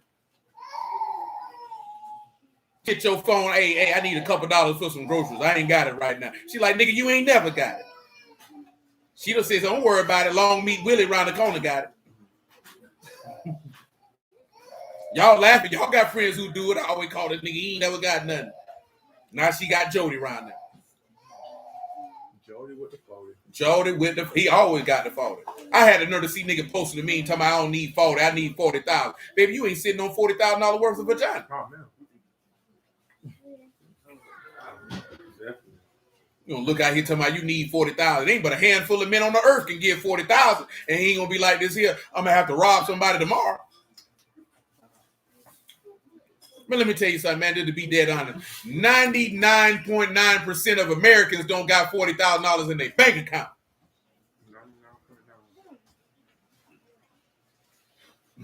The mass majority of Americans cannot get on their mobile banking app and see $40,000. I'm talking about liquid. They're already liquid. Yeah. They can see. Already water. Right now. I'm talking about liquid. That ain't water. That ain't water. That's ice. That's ice. That ain't even ready. That's got a pre-tax penalty. That's hard. You gotta make it soft. I'm talking about liquid. It ain't too many Americans. Man, they say the average American ain't got more than $5,000 in their bank account. That's right. Like straight up. I don't know why people. Man, I think I seen this nigga Kevin Samuel ask a woman, how many women you think make $100,000? That woman said 40, 60%. Baby, you ain't even living in reality that you think half women make 100 bands. All these poor people out here. All these hoes looking for 40. Stupid. I ain't even talking about just women, just people, period. All these poor people out here, because guess what? If you ain't making $1 million a year, you consider to be in poverty. Because there is no middle class no more. The middle class, by definition, is $1 million. I don't care what they get on TV and lie to you about, because they lying. You know what I'm saying? Because they lying. If you actually talk to economists and they run them figures, the middle class been gone long time ago. You ain't middle class unless you making $1 million a year. That John Kevin Samuel be running people back talking about 100 bands. Well, that 100 bands ain't hitting on nothing, depending on where you stay. Like you said, it's more than one person. Yeah, if it's more than one person, they ain't hitting on nothing. They ain't hitting on nothing. Man, most of the people you see living these luxurious lifestyles are living above their means. But guess what, though? When that rug get pulled, I'm telling you. See, now, look at now. See, he want to talk that trash, talking about winter's coming. These niggas going to be like that fire coming, because these niggas going to start picking up sticks, rocks, and bats. You're going to start people running in the street with lanterns and pitchforks. We are hungry. I'm capping. These niggas ain't gonna do nothing. But during you know what I'm saying? During the Great Depression, you just seen lines and lines of people looking sick in the face. People who had certain amount of wealth that were wiped out. That's why they're trying to get you all amped up on some crypto. And watch how them people crash that and how you looking stupid. You can't trust nothing that Mr. Charlie got his hand in. It seems good right now till he tell you, nigga, we ain't taking crypto, dollar, no, nothing. You gonna take this over here. Then what you gonna take? Yeah. That's what they're working on. Yeah, you know what I'm talking about? I feel like here, that junk hit big number, cash out and ball, nigga. That's all it is. Come on, Lord. You already know we shooting dice. That's all they do. I'm going out the flow, nigga. Try to get liquid real quick. Ain't no ice. Come on, let's keep on rolling, man. You lose the password, you got gas out. Lose 23 and 30. It's tight out here, man. It's real out here, man. That inflation ain't gonna get number worse. Now, and get what Sleepy Joe trying to do now. Y'all know what Sleepy Joe trying to do now? Give more money away to niggas who people got separated by the immigration policies of Trump. And that nigga won't give you a Russian nickel. And he talking about getting these niggas a quota meal. Nigga, you ain't passed that much out on the PPP, nigga. Yeah, that's what I thought. Yeah. 450,000 A per nigga. per family. Nah, I seen per nigga. That's per family. Probably per head of household. Still. Nah, to nothing but immigrants. I need it. See, Stanley got privy to something. I seen a news story. News for Jacks took it down. You know they find them Afghanis over here. It's the Jacksonville, nigga. Not America. The Jacksonville, nigga. Late night airplane. They telling you it's 20 niggas on there. It's really 150. I seen it. Shoot. He heard it. I seen it. And he heard it from somebody who would know. You know what I'm talking about? Little Sissy Scott. Megamind. That's what they call it. They've been flying over here, Afghanistan refugees, straight to Jacksonville on the midnight plane to Georgia. That's what they've been saying. Niggas know they coming, but you don't. Nah, what they've been doing is they've been telling you 10 people been coming, but it's really about 150 to 200 of them on the plane. You know what I'm saying? And News for Jacks put the story out there, then they took it off. You know what I'm saying? They call from the I'm talking about in the story. Wrong story. It's who? Snatchy. They say it's niggas coming to Jacksonville late night. I seen it on News for Jacks. I seen it. The notification came. I clicked on it. I say, wow, interesting. But I told him this is something that I know. Every time they have an armed conflict in a place, they ship in the refugees of that particular place. That's how apartments in Mayfair back in the day got flooded with Bosnians. You know what I'm saying? After the Serbian-Bosnian war that Bill Clinton went over there and messed with, we had to live in a year and a half, a bunch of musket Bosnians. Everywhere we went in apartments, it just was a smell of funk. And they came about 97 to 99 because that was when the time that the Serbian-Bosnian war went down. That's what they do. And got money. I had never knew that place was. Y'all forgot what the country was before it got changed. It was Chechnya. And the separation and all that. You know what I'm saying? That's what they do. It happened with, Black Hawk Down with Somalia. They went over there fooling with the people. Next thing you know, you see ugly Somalis over here looking in your face. Hey, me one free. Yeah, they be here. This is a military hub. That's where they drop them off at. That's crazy. They've been doing it for decades. You got the military before they can tell you. They do this for decades.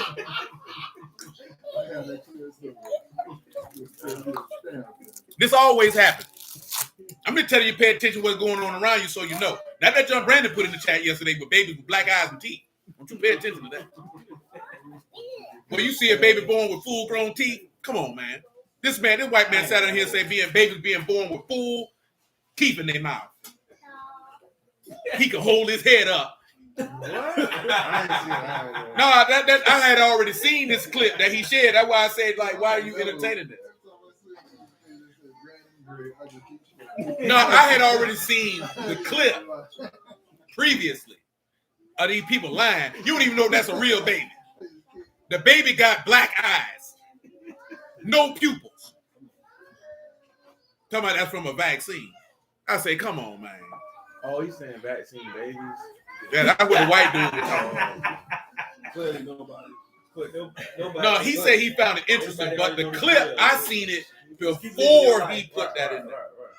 You know what I'm saying? You done click on that, you done died. I said, come on, man. Luke 23 and 29. That's why, but I was being honest with you. I wasn't being funny. Like, why you in some stuff is cool. Hey, I find that right there, that's a you scroll past. You look at that like, oh, this man's crazy. Keep going. Can't believe everything on the internet. 23 and 30. Then shall they begin to say to the mountains, fall on us until the hills cover us. Didn't you just not read that in Jeremiah? For if they do these things in a green tree, what shall be done in a dry? You just, verse 34. Should I keep reading down 32? There was two other malefactors led with him to be put to death. And when they came to the place which is called Calvary, there they crucified him, and the malefactors, the one on the right hand, the other on the left. And then said, Yahushua, Abba, forgive them, for they know not what they do. There's no wrath. There's no doubting there. Verse 43. Well, we go to verse 44 because we don't need to talk about the two thieves. Y'all know what it is with the two thieves. And it was about the 6th hour. There was darkness over all the earth until the 9th hour. And the sun was darkened, and the veil of the temple was rent in the midst. And when Yahushua cried with a loud voice, he said, Abba, into your hands I commend my Ruach. That's Psalms 31. Y'all know that, right? We done already went over that psalm. Y'all do know that, right? Verse 5. Y'all aware? Okay. Hey, lift up your chair from the sun. Thank you. How many of you in the faces of death could say, you know what? Yahuwah, take my spirit?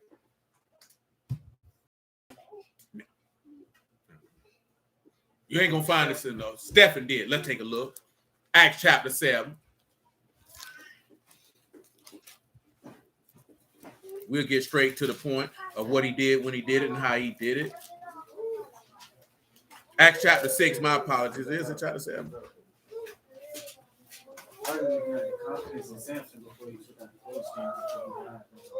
Yeah. No, not in that instance, because he didn't say, receive my spirit into your hand. He wanted them dead. Yeah, it is chapter 7, my apologies. Chapter 7, verse 54. He wanted vengeance. You took my eyes out.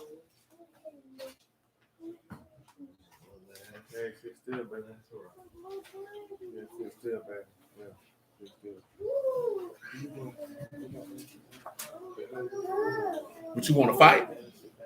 You want to be wild for the night? I'm talking to you, boy. Hey, calm it down. I know you ain't playing with that person. I know that's not what you doing, Niall. Is that what you doing? Joy, what you doing? What you looking crazy for? Ain't no need for all that. I just asked you a question. What are you doing? I don't know what that means. What? Well, that's all you had to say. All that looking crazy, looking sad, and all that there. That's not required because I asked you a question. I just asked you what you were doing. All you had to simply say is, I'm not doing anything at this time. Not sitting there looking sad and bewildered like somebody finna close. Y'all act like somebody killed y'all and abused y'all like modern day slaves. What's wrong with you? You get abused like a slave? I didn't think so. Acts 7 and 54. When they heard these things, they would stop pulling on this table, boy, before I pull your scalp out. I'm talking about you, Joe. Yeah, put your daddy phone up. Put it back up there. Leave your daddy phone alone. You can't call nobody. You don't know nobody to call. Oh, you call your grandma? No, our grandma's far away. Oh, okay. You wait. Okay, that's enough. I care not to have this conversation. Acts 7 and 54. When they heard these things, they were cut to their heart, and they gnashed on them with their teeth. And he, being full of the Ruach HaKodesh, looked up steadfastly in the Shamahim and saw the esteem of Elohim and Yahushua standing on the right hand of Elohim. Now, I just want y'all to pause for a moment. Could you imagine going through a manner of adversity such as this? And when you lift up your eyes to heaven, not only do you see the esteem of the Father, but you can see the Son sitting on his right hand.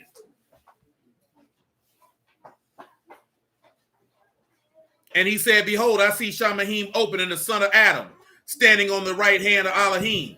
They cried out with a loud voice and stopped their ears and ran up on him with one accord and cast him out of the city and stoned him. Witnesses laid down their clothes at a young man's feet whose name was Saul. They stoned Stephen, calling upon and saying, Lord Yahushua, receive my Ruach. Hold on. Oh, that boy say Watchman passed away. Who was you talking about? Yeah, that was Saran said. That's the dude that be with his wife, Saran. You know, he said, no. Yeah, he say R.I.P. Watchman, Yeshua, may Ab Yahuwah keep his family firm in the faith they endure to the end. You talking about the dude who be from Kentucky with Deborah? Yeah, that's what That who you talking? That boy in a little minute. Who? The Watchman report. Watchman. Oh, he said this dude from Alabama. Sure. So that means he ain't with Deborah then. That ain't that Watchman. I only know one Watchman. Watchman reports. That boy over there farting. And he kneeled down and cried with a loud voice. Listen what he said. Lord, lay not this sin to their charge. And when he had said this, he fell asleep. Again, what you see him praying with set apart hands with. No wrath, no doubting. No wrath, no doubting. Let's come on back over here to get to this key point of dealing with Seth and Abel. Because the reason why we did all of that, because we're going to have to look at and see what was produced between. Are you okay, Joe? Genesis chapter 4, if you would. Do we need to rehash what happened with Cain and Abel, or can we move on? Let me ask y'all this here, just for memory's sake. It said Abel gave the firstling of his what? Flocks. What does firstling define to in Hebrew again? You don't have to tell me the word. Just give me the definition. Firstling in Genesis 4 that it said that Abel gave. What did that word define to? Who recalls? Slacking on your macking. Birthright. Birthright. So why is this important, what we're talking about? Because what did Adam end up doing? Did Adam give up his birthright? What was Adam's birthright? Dominion, rule. Let's take a look at it for informational purposes for those who do not know. Genesis chapter 1. Boy, cut it out. Boy, you're phony as a $2 bill. They don't even make them no more.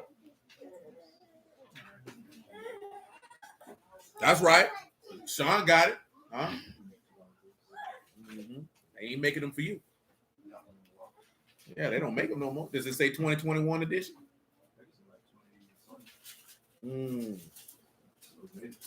That might be phony treasury money. McDonald's money. Not sure what that means. They get counterfeit. Boop. Shoot, they might not catch it. Shoot, my homeboy did a lot of time in the feds for that. Well, not a lot, but he did some. That's crazy. I know 2 niggas who did time for counterfeit money. Genesis chapter 1, verse 26. I don't think they were making it. They got caught with it. No, they was getting it from somebody who was making it and they were spending it. So they knew it. Oh yeah, they knew. And they calmly knew that they went and did them 3 to 5 years that the feds gave them. Both of the boys went to the fed for it. And Elohim said, let us make man in our image, after our likeness. Let him have dominion over the fish of the sea, over the fowl of the air, over the cattle, and over all the what? And over all creeping things that creep upon the earth. So Elohim created man in his own image. In the image of Elohim created he him. Male and female created he them. Elohim baruched them, and Elohim said unto them, be fruitful and multiply and replenish the earth. Subdue it. And have dominion over the fish of the sea, over the fowl of the air, and over every living thing that move upon the earth. So Adam's inheritance is the dominion over the earth. And where did he place Adam at? In the Garden of Eden. So that's what he had dominion over. So the minute that he decided that he would hide his iniquity in his bosom and cover his transgression, because he was seeking to cover, you got man seeking to cover his own sin. That's not going to work. Somebody got to come in and cover it for you. That's why you see who came and covered his sin. Yahuwah did. You understand? That's another conversation, because we can take that Job 31 and 33 about 3-4 different ways. We're not going to do that right now. But now we're looking at it in this aspect. When Adam took and ate of that apple, he gave up his birthright for his wife so the second Adam could come. Because we done discussed that before. Adam died for his wife like Yahushua died for his. You get, remember, right? He told you the what from the what? And from the beginning. He showed you at the end what you were supposed to do, that a man ought to lay his life down for a wife. See, dudes got it, they're trying to qualify if she a wife. If she wasn't a wife, you shouldn't have married her. At the end of the day, if she wasn't a wife, you shouldn't have married her. Because Yahuwah don't go by what you call that, qualifications and caveats and all this other stuff that people like to come up with, signifiers. If she does this, then I'll do it. That man say, love your wife as Mashiach loved his and laid his life down for her. That wasn't a suggestion. That was a directive. That's if you want to be like him. Again, this is doing what? You're going to have to do what? Blessed are all those that are good understanding, have all those that what? That aside, that do, that produce. He produced love for a gainsaying, rebellious harlot. You do understand that your people is a gainsaying, idolatrous, rebellious. I'm not talking about no woman. I'm talking about the people. Your forefathers, your ancestors. Let me go and get this Ezra 10. I mentioned it and I ain't get it. Come on around here to this Ezra 10. Because Ezra around here, he wept about this, didn't he? Didn't we read that last night? He wept about this here. Because we got to read the Ezra 10 for the most difficult thing that a lot of people are reading in the text. Do you remember, Michael, what did it say about those children that they couldn't speak in whose language? In Nehemiah 13 and 23. Look at you. I appreciate that. Maybe little Johnny know. You know little Johnny. Couldn't speak in the Yahoo Deuce language. They couldn't speak Hebrew. Now, I was glad because Little Muffin was able to ascertain this morning. So, and y'all mentioned this. If they couldn't speak Hebrew, what does that mean? That means their fathers weren't teaching them about Yahuwah. That's what that means. Bump the mama. The fathers wasn't teaching them about Yahuwah. That means that the father allowed that woman to. Did anybody know who Ashdod is? That's city of the Philistines. That's the city of the Philistines. What's the god of the Philistines? That's Dagon. They were worshiping a fish god. Y'all know about Dagon? 1 Samuel 5. If you don't know, read about it. See what Yahuwah did to him. How he gave him a little embarrassment. Cut off his hands and his feet and his head. Because you know why? Because he dumb. And everybody who worship him, dumb just like him. Yeah, that's all it is. Little Nimrod. Because that's all Dagon is the Philistines' worship and veneration of a man. You know what I'm talking about? But that's a fish god. That's who they was in. You got to understand something, right? If the children speak in Ashdod's language, that means the woman ran the house.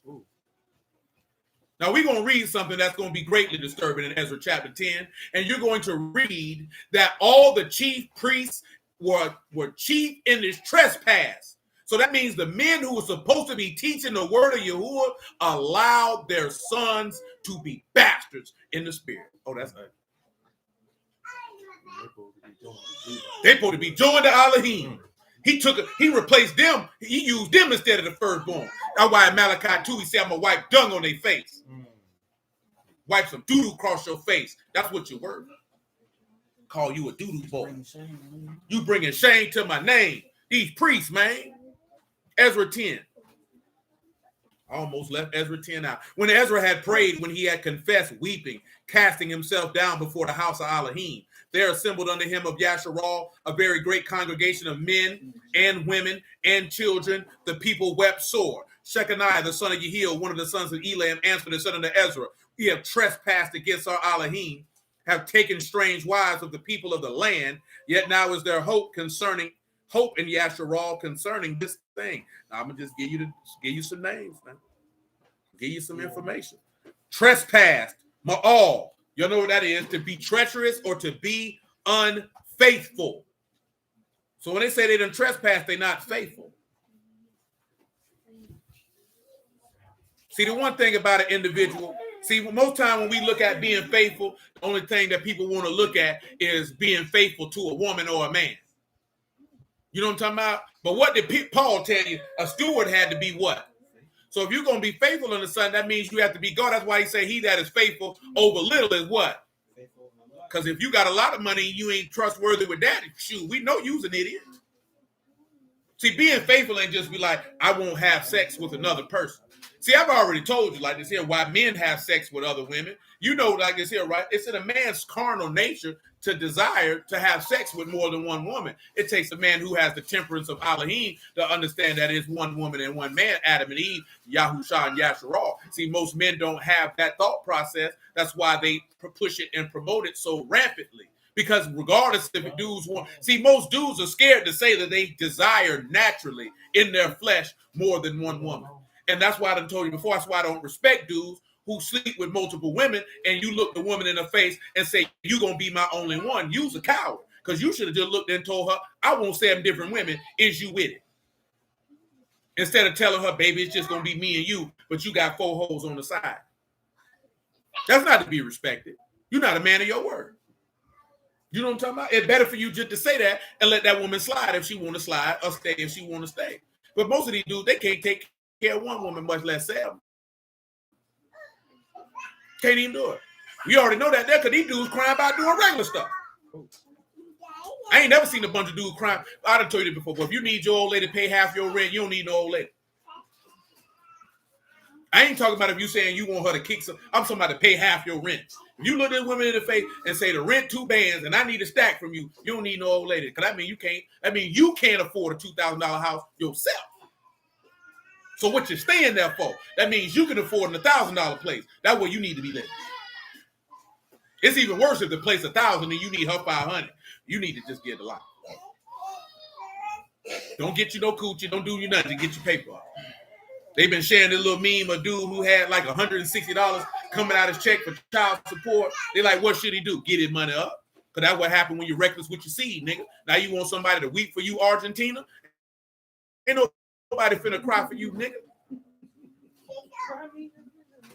That's what dudes want you to do, man. I gotta pay child support. Who told you to be reckless with your seed, cuz? Man, you don't know, man. She just crazy. Well, you knew she was crazy before you put your penis in her. Raw. You already knew that. So I don't feel sorry for you. She got crazy ass. For real though. But that you see that junk a lot, don't you? Dudes want you to feel sorry for them because they gotta pay bills. What type of crap is that? Man, I gotta pay these bills, bro. Man, she don't give me no help. That means you don't need no woman. If you need a woman to help you, man, you don't need a woman. You need to be by yourself. Get your paper up. Because guess what she doing? She looking at you like, shoot, this nigga here ain't about nothing. Because then she going to feel like she can call the shots if she pay half the rent. Get a little more input. She said, I get more input. The thing is, though, this is what they ain't going to want to tell you. She like the input she perceives from putting in, but she really don't want to put in. She don't even want the input. She would rather you pay for everything and tell her what to do. Now, see, there's a difference if a man doing something. I told you all this about this here. The Atlanta Braves manager, his wife was a speech pathologist while he was toiling in the minor league. See, that's the difference that most black women don't want to do. Because you won't see, because that done paid off for her. She living in the lap of luxury now. Because now she can sit in a nice little seat at the World Series while her husband is a manager of a possibly championship team. But for years, this man toiled away working for minimal amount of money, and she ain't complaining about I got to be a speech pathologist and I got to do this and I got to do that. You know why? Because she knew this man had a vision. He was doing things to work towards it. It was bringing forth some production, so therefore she was willing to ride with it. And that's what most younger women of this generation don't want to do. And how does that parallel with the word? Because if you would have seen Mashiach at the time of doing what he was doing, most of y'all wouldn't have went in because you wouldn't have seen the production of what he was telling you was coming. Because you would have been just like them. Make the kingdom of Elohim come right now. Do this right now. Do this right now. If you ain't going to do it right now, then I ain't going to follow you. If you be the son of Elohim, come from off the tree. You saved others, why you can't save yourself? You looking for the production right here on the spot on your demand. And that's why a lot of people miss out. Because you ain't got the faith and trust based off of the labor that the individual is showing that there is a reward at the end. You want the reward now, and you ain't going to get it. I'm going to tell you the mentality that people have, now how they treat you who or not, is it fabricated? Is it a stretch of reality? Because that's what I see. Yes, man.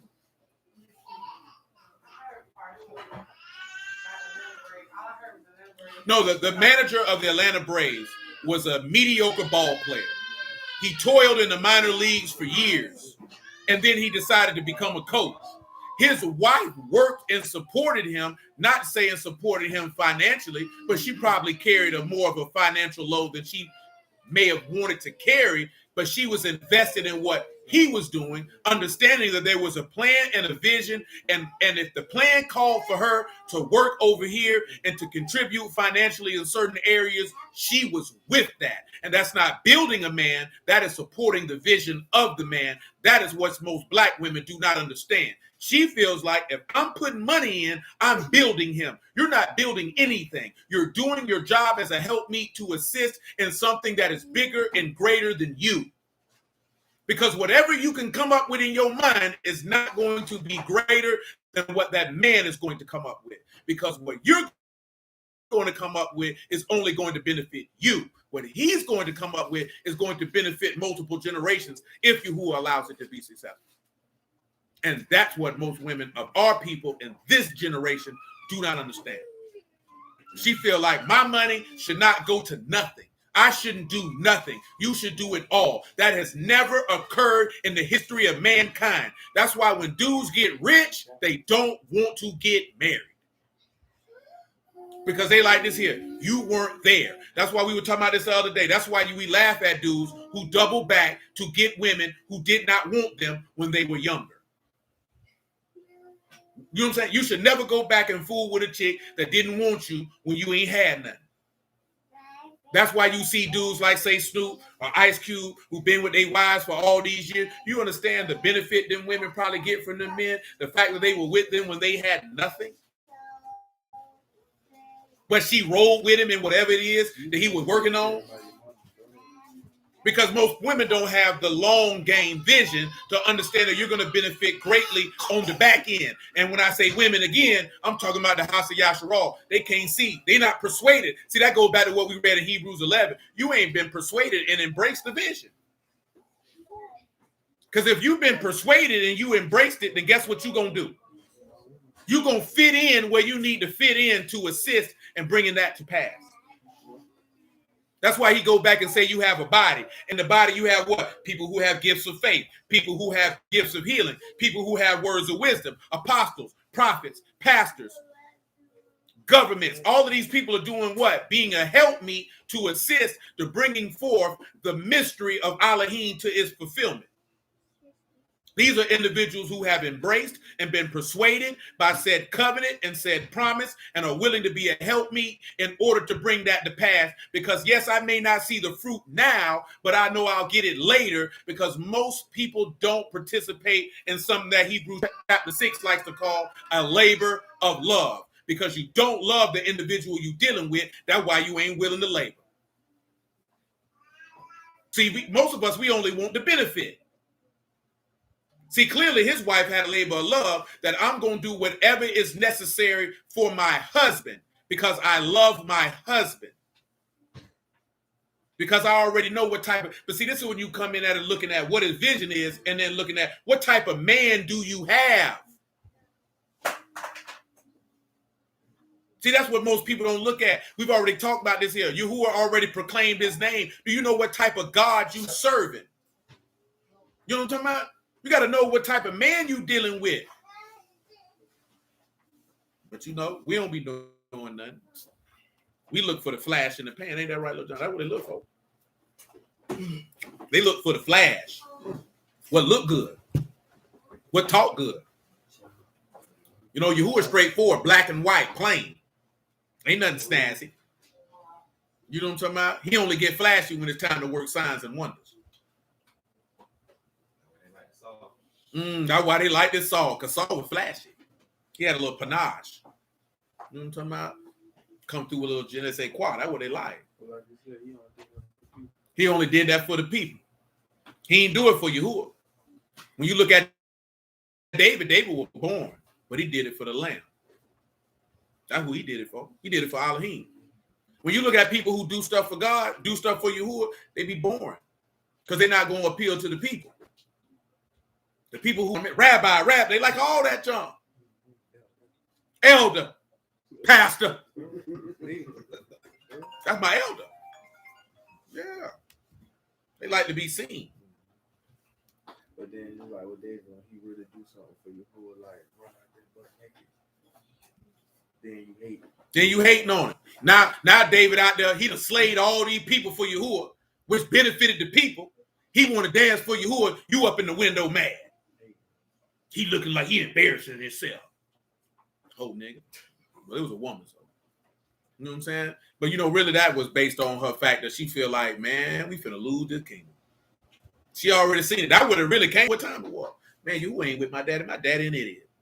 She mad with Yahuwah because her daddy's stupid. Forgive your daddy. And love Yahuwah. Guess what happened to her? A lifetime of misery with a funky behind her. What they doing to that baby? Ezra chapter 10, verse 3. This is where the difficult part come in at for a lot of people to take. Now, therefore, let us make a covenant with our Elohim to put away all the wives and such as are born of them, according to the counsel of my Lord, and those that tremble at the commandment of our Elohim, and let it be done according to the law. Arise, this matter belong unto you. We will also be with you. Be of good courage and do it. Seeing that, Michael, how does that make you feel that these men had to get rid of their wives and the kids? See, if we was in the modern time, in the time we in right now, and you was to read this passage to a month, see, black men always been abandoned their children. That's what they'll say. They've been making single mothers. But this is the thing. They ain't never supposed to be married to no women in the first place. Children weren't never supposed to be born. Because this ain't about making those single parents. You making idolatrous people. Which one is greater? Because really, you know whose fault is this? It's the man's fault. Because he know he ain't never supposed to have married these women in the first place. What you melling Philistines for, boy? You mean to tell me out of all these Hebrew women, you couldn't get nobody but a Philistine, nigga? A Philistine. And I just say that there, out of all these people, I know it don't seem like it's not that many people out here, but Yahuwah has a way to make a way out of no way. Out of all these women who serve Yahuwah, you mean to tell me you won't go find you a wicked woman? She just wicked. You like this issue. That's what I can get. You know what them boy marrying them Ashdod women screamed of? Desperation. Or maybe they just wanted to serve Dagon. I think it was they knew the woman wasn't gonna hold them accountable to being priest. Wasn't gonna hold them accountable. And the other woman would have known they got a job with the person on the birthright. Why you in the temple? Looking boy, yeah. That's right. I thought you were going to the temple today. I thought you had to work. That's what that sounded like. I don't know. Oh, I took a day off, baby. I didn't know you gave days off. Leave me alone. That's what it looked like to me. It could be because all the speculation on our part. Yeah. Ezra 10 and 5. Then Ezra arose and made the chief priests, the Levites, and all Yasharal swear that they should do according to this word, and they swear. Ezra rose up from the house of Elohim and went into the chamber of Yehonah came thither. He did eat no what? Bread, nor drink water, for he mourned because of the transgression of them that had been carried away. Oh, now we go to talking about the lamb because he ain't eat no bread or drink no water for how many days? And why you think he did it? Mourning for the transgression of the people. Because what did he do after he did not drink water or eat bread for 40 days? What did he do after that? Oh, John, you look stoned. Civic, you know what he did after he did that? Who knows what Mashiach did after he fasted for 40 days and 40 nights? The Malachim did do that. Then, of course, he was tempted by Satan. But what did he do after that? He started preaching. Oh, they said that. Well, shoot. I didn't hear. You heard it? Mike, I don't believe you. Run the tape back. Oh, yeah. Like, I really believe you. I don't even know why Kalisha said something. Nobody believes. Because we already know you and Michael be in cahoots and all type of tomfoolery and revelry. Oh, me and Michael, they're wrong one.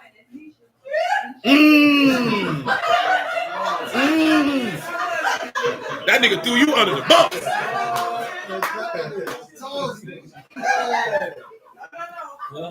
They say if you go on the mic, you gotta clear the air. Get it right. Leisha say, I'm telling.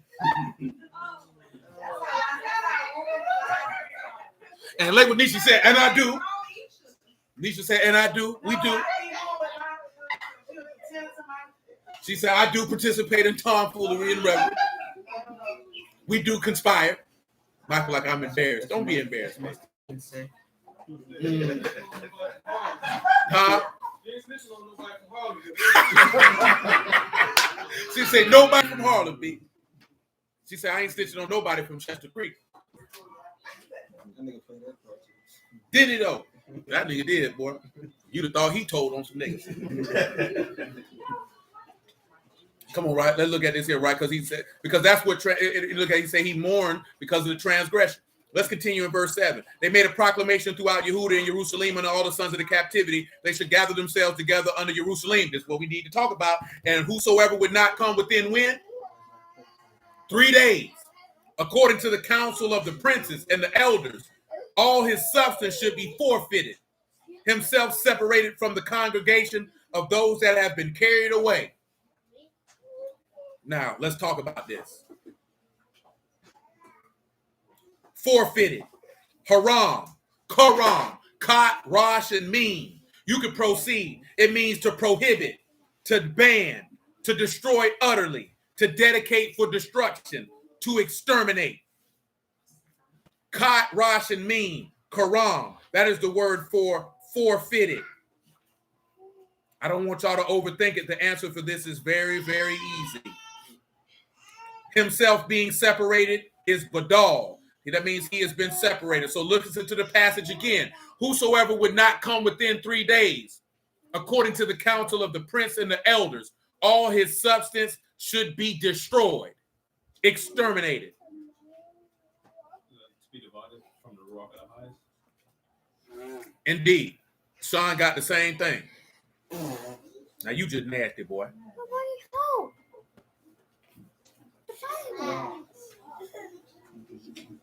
Now, let's deal with the first part. How is the 3 days relevant?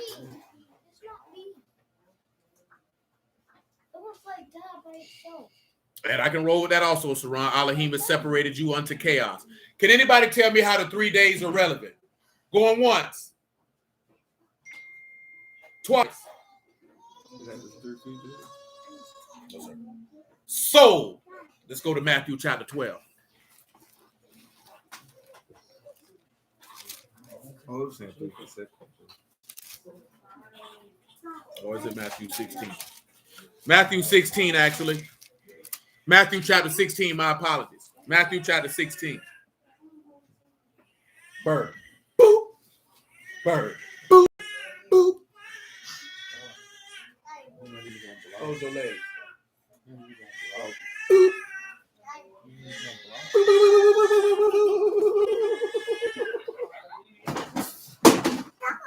Uh-oh. Bird done took a tumble. Matthew 16:1.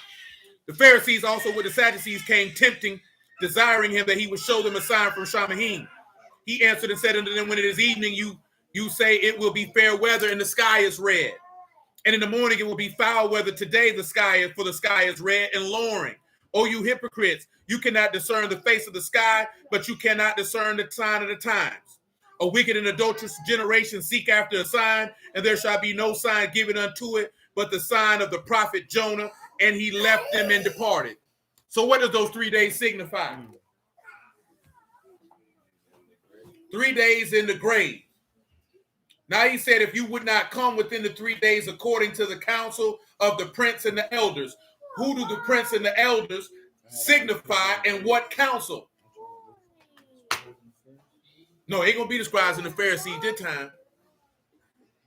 Let me show you who the council of the elders and the princes are. Come over here to 2 Peter chapter 3.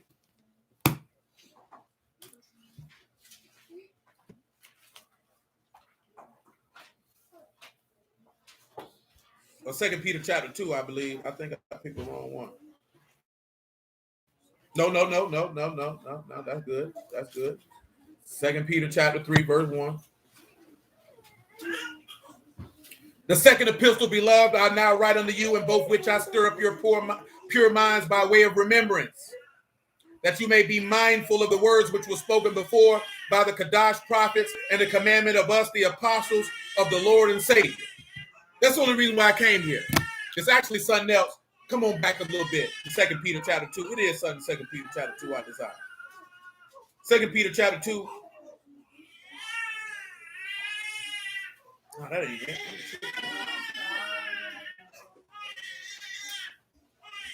It's 2 Peter chapter 1. My apologies. Pick this up in verse 13. 2 Peter chapter 1, verse 13. I got to get ready to wind this down. Stop playing over there before I play this fist on your nose. What, you want to play rock, paper, scissors, cuz? You challenging me to a duel? That boy done challenged me to a duel. They don't talk about he like this here. I'm just appalled. I know. Shoot, he looked like he got a little bit more experience in this matter. 2 Peter chapter 1, verse 13. Make it 12. Wherefore I will not be negligent to put you always in remembrance of those things, though you know, and be established in the present truth. Yea, I think it is meet, as long as I am in this tabernacle, to stir you up by putting you in remembrance. For sure. Knowing this, that shortly I must put off this tabernacle, even as our Lord Yahushua HaMashiach have showed me. Moreover, I will endeavor that you be able, after my decease, to have these things always in remembrance. For we have not followed cunningly devised fables, when we made note unto you the power and the coming of our Lord Yahushua HaMashiach. We were eyewitnesses of his majesty. He received from Elohim Abba honor and esteem. When there came such a voice to him from the excellent esteem, this is my beloved son in whom I'm well pleased. And this voice which came from Shamahim we heard when we were with him in the Kadash Mount. We have also a more sure word of prophecy, whereunto you do well that you take heed. As a light that shine in the dark place until the day dawn and the day star arise in your hearts. Knowing this first, that no prophecy of the scriptures of any private interpretation. For the prophecy came not in the old time by the will of man, but by Kadash men of Elohim, as they were moved by the Ruach HaKadosh. So the elders, or the princes, clearly is who? That's the apostles. The elders are the pastors, because the pastors are supposed to be able to delineate this information according to what? Titus chapter 1, 1 Timothy chapter 3. Because he said they can't be a what? Say a bishop can't be a what? A novice. Lest he fall in condemnation. What is the counsel? The witness of the death, resurrection, and ascension of Yahushua HaMashiach. And if you don't want to listen to that counsel, let's take a look at Mark chapter 16 and see what the Lord got to say about it. What the 3 days represent is actual baptism. That's why I say don't overthink it, because you're going to look at the 3 days and you're going to want to tie it into him. Because ain't nobody told you to go to no spot in no 3 days, in no 3 day time. But you got to get mercy. Do you not? Let's look at Mark 16. Let's see what it says. Mark 16 and 14. What are they doing to that baby? They ain't doing right by that baby. What baby that is crying over there? That boy, no, you know your sister boy, son. Boy say Madeline.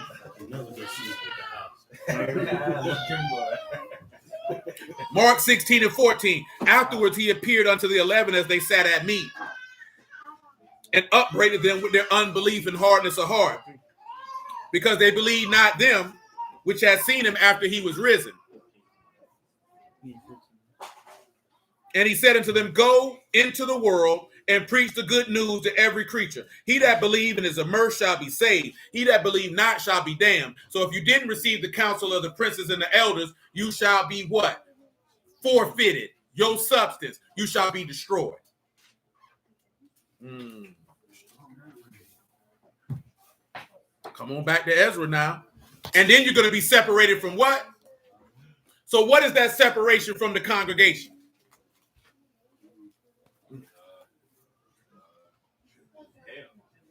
No, you got to be a little bit more specific than that. Hell is the grave. That's not the right answer. Come on, they ain't got the answer for me. Isaiah 66 and 23. Maybe that'll shed some light. Bird, you got my money?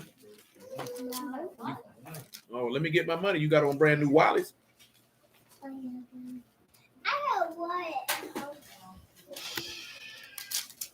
Oh, cool. Let me get my money, man. Give him your money, bro. Let me see what I got. Oh, boy, that boy got big bucks. You got a stack? Say, don't say, them boy don't got them racks. I got them racks. That's what you say? You ain't got no money now, Bird. I do. Don't say I do. Say, don't disrespect on that. Why your money sweaty? You just gonna give me your money just like that? You're honorable, man. No, you ain't. You might have thought I needed that. You ain't even ask no question. You ain't even ask to say, did you need it or nothing? Did you need Yeah, you should ask first. I don't, Bird, but I appreciate you. Really do. So I don't know that side of the game yet. Bird said he wouldn't do me no wrong. He wouldn't take it if he didn't need it. Right? Isaiah 66 and 23.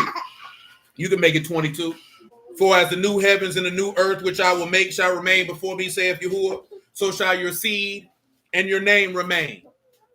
It shall come to pass from one new moon to another, from 1 month to another, from 1 week to another. That's what one new moon to one Shabbat to another means.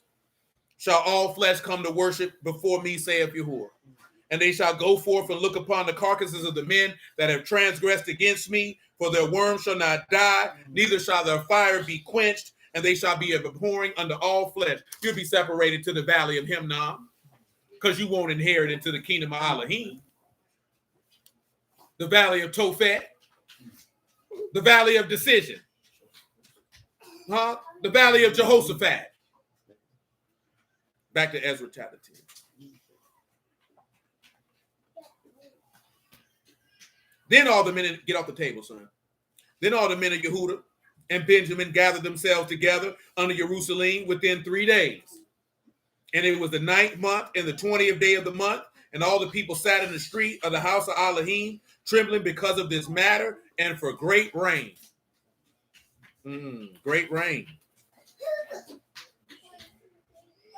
When you got great rain, you got rain shower. Gashem, Gamal, Sean, and Mean. Give me what you got. Gamal, Sean, and Mean.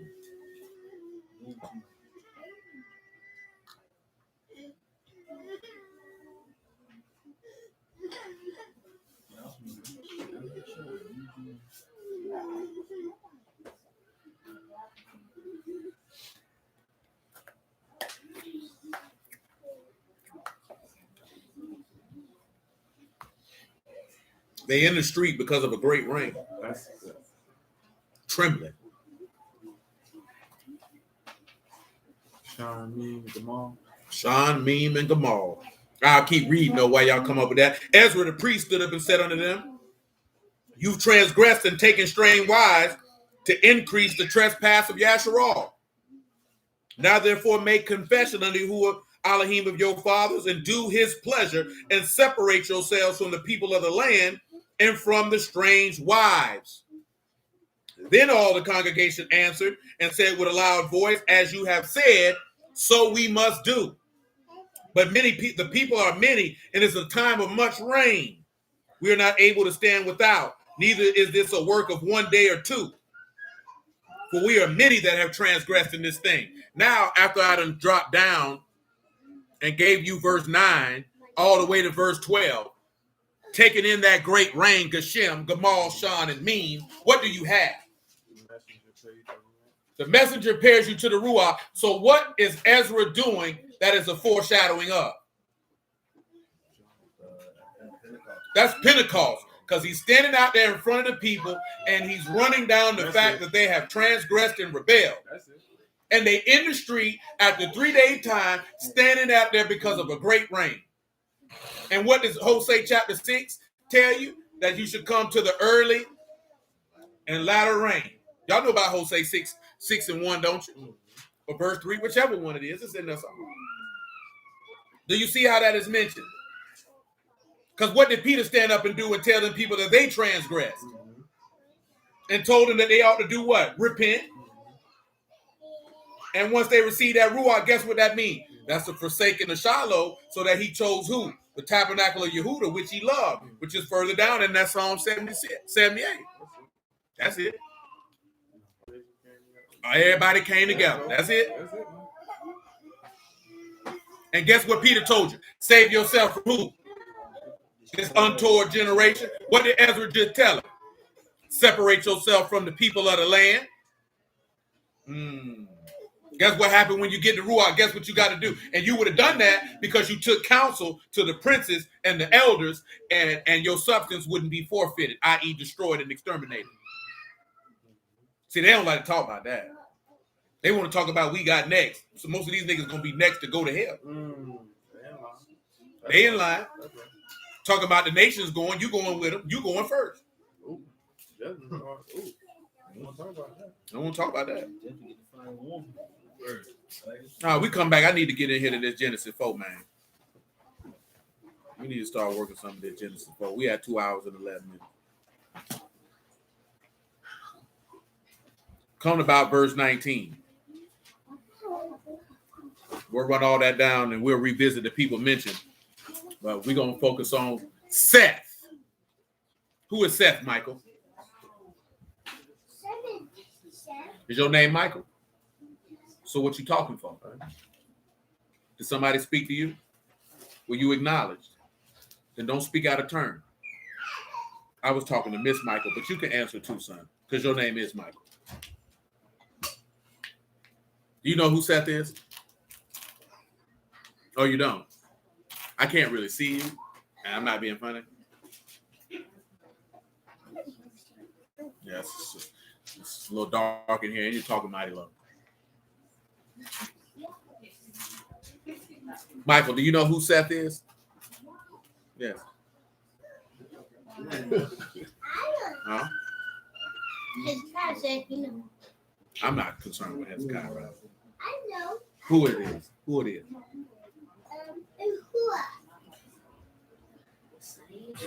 On a certain level, you would be right. So you can't go wrong with this answer.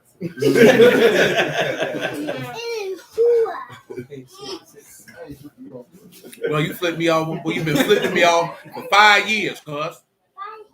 5 years. You ain't even 5. I ain't 5. I'm 5. I put in 5. And my buddy would be 5. No, you're not gonna be 5. I'm about to be. He about to be 5? Yep. But you ain't 5. I am. You ain't 5. You 12. You 12. I'm not. Who knows who Seth is? That's Adam and Eve's son. That's right. Adam. Verse 19, Genesis chapter 4. Adam. Lamech took unto him 2 wives. The name of one was Adah, and the name of the other was Zillah. Adah bare Jabal. He was the father of such who dwell in tents, and as such as has cattle. Now, we talked about this before. It's been a long time. Of course, Jabal is a stream of water. The sun is a stream of water. Adah is an ornament. What is an ornament?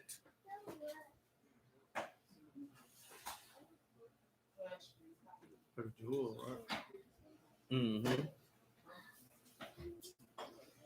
Now the ornaments you put on your Christmas tree. Mm. Come over here to Job 23 to take a look at something about an ornament.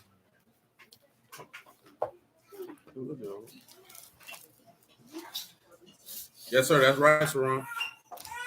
Put your wallet up, son.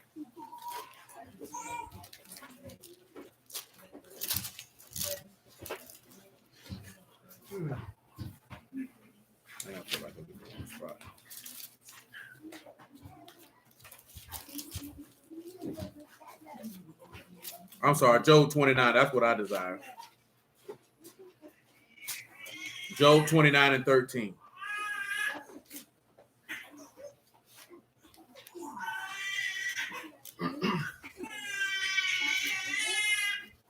The blessing of him that was ready to perish came upon me. I just want y'all to remember that Abel was ready to perish. That's why he gave up his birthright. You said 29, 30? 13. Oh. And caused the widow's heart to sing for joy. That's Luke chapter 2. I put on righteousness and it clothed me. My judgment was as a robe and a diadem. Y'all remember what a diadem is? Because that's taking us to talk about an ornament. Because you want to have the orange jewels and things of that nature. Because you want to be ordained with the Ruach. That's your ornament of preference. Head wrap. Because that's what an ornament would be. Hold on. Let's get a Hebrew word for ornament. Let's come over here and look in Proverbs chapter 1 and verse 9.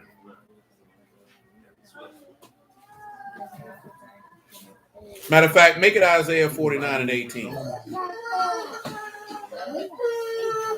Come here. Go out there. Isaiah 49 and 13. Hey, Joe, go. Isaiah 49 and 13. Sing, O Shamahim, and be joyful, O earth, and break forth into singing, O mountains. For Yahuwah have comforted his people and will have mercy upon his afflicted. Zion said, Yahuwah have forsaken me. Cut it out. Go. Get from back here. Quietly. Nobody want to hear that. Touch your mouth. You have been doing good to the end. Hey, plop in that seat one more time. Plop in it again. George, don't sit right there in that chair. It's a chair for you. You ain't even got to sit on the floor. But Zion has said, Yahuwah have forsaken me, and the Lord have forgotten me. Can a woman forget her sucking child, that she should have no compassion on the son of her womb? Yea, they may forget. I have not forgotten you. Behold, I've graven you upon the palms of hands. Your walls are before me. Y'all know what that is. If you don't know what it is, he's telling you the fact that he got his hands pierced and them holes in his hands is a reminder to him to have compassion on his wife. Who forgot him? He never forgot her. He told you that in the book of Jeremiah. He said, you done forgot me days without number.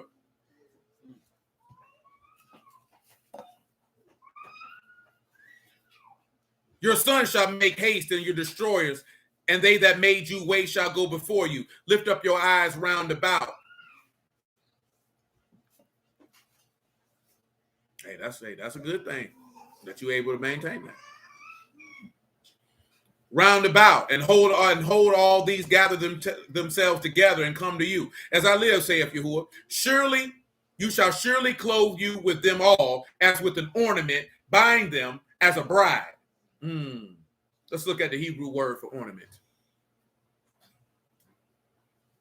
A day. This is a headstall. Generally an outfit. Ayin, Dalet, and Yod. So you look at ornament, it says it's more specifically referring to a garment. Ayin, Dalet, and Yod. So Adah and Jabal is ornament or garment and streams of water. And Adah is the son of Jabal, and these are the ones who dwell in what? Tents. And they keep what? Cattle. Garment, Ayin, Dalet, and Yod. So what do you have? You have a work. You have experienced the work of the sacrifice. That's why you're able to have the ornament. What is the ornament? It is the Ruach, the streams of water. We talked about it last night, did we not? The water that comes forth out of the throne. The same water that was in the first garden, which is the same water which will be in the second garden, which you know as New Jerusalem. And the fathers of those particular people, they dwelt in tents. And we're talking about the Shiloh, the tent that he forsook. To build a new tent, to rebuild the ruins of the tabernacle of who? Of the beloved. And this is my beloved son in whom I'm what? Well pleased. And that's why you got to come to the spot in 3 days, according to the council of the elders and the princes, so that your body or your substance is not destroyed. Because then you would have done what? You have believed the witness of your husband, and you have embraced it, you've been persuaded by it, and therefore you say plainly that I am a pilgrim and a stranger upon the earth, and that I desire a city, a heavenly city, where your Elohim is there, and he's not ashamed to be called your Elohim. Because right now, if he looked upon this people, this man would be ashamed to say that I'm the God of these people. I don't care nothing about you Israel. That just means nothing. What you want, if this man looked upon you, it's no different than this here, right? It's something that a lot of women don't understand because they're just not men, so they're not supposed to understand it. The last thing a man wants to do is to have shame to tell somebody that that's his wife. You know what I'm talking about? And that can be for a multitude of reasons. It's not just one reason. See, because women will walk around and have no shame to tell somebody that that's their husband. They know that nigga suck. They know he incompetent, but he like, that's my husband. They'll tell you too, that's my husband. Well, a man feel bad if he got to tell somebody that's his wife and he ashamed of her.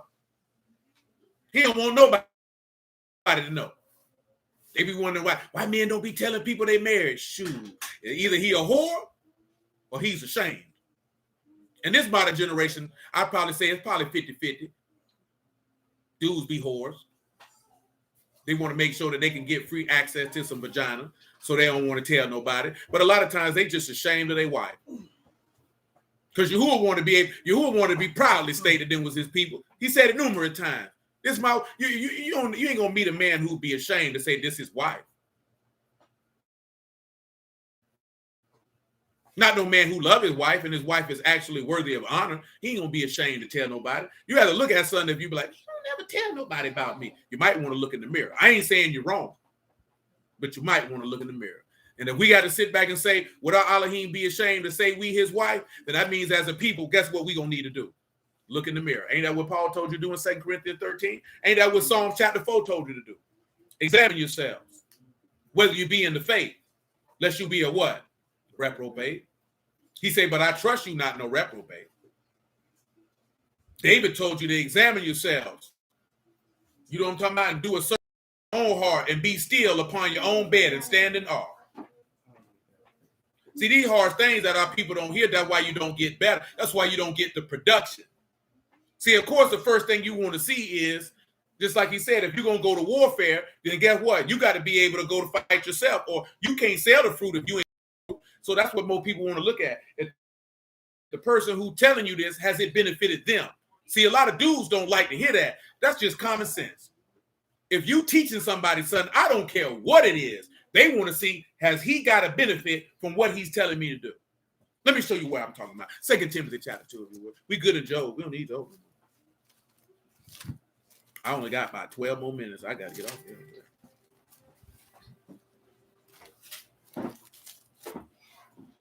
2 Timothy chapter 2, you can pick it up at verse 1 if you like. Oh, don't fall, bloodbath.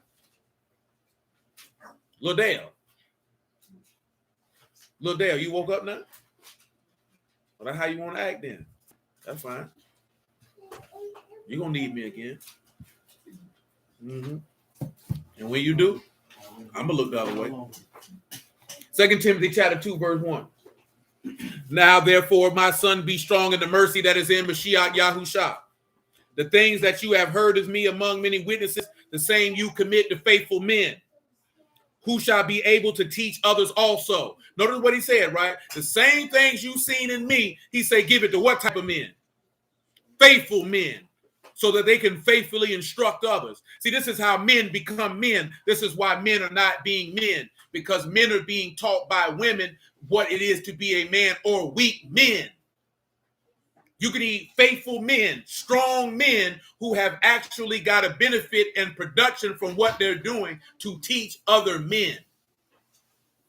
I don't care what society tell you, a woman cannot teach a man to be a man. She has no point of reference.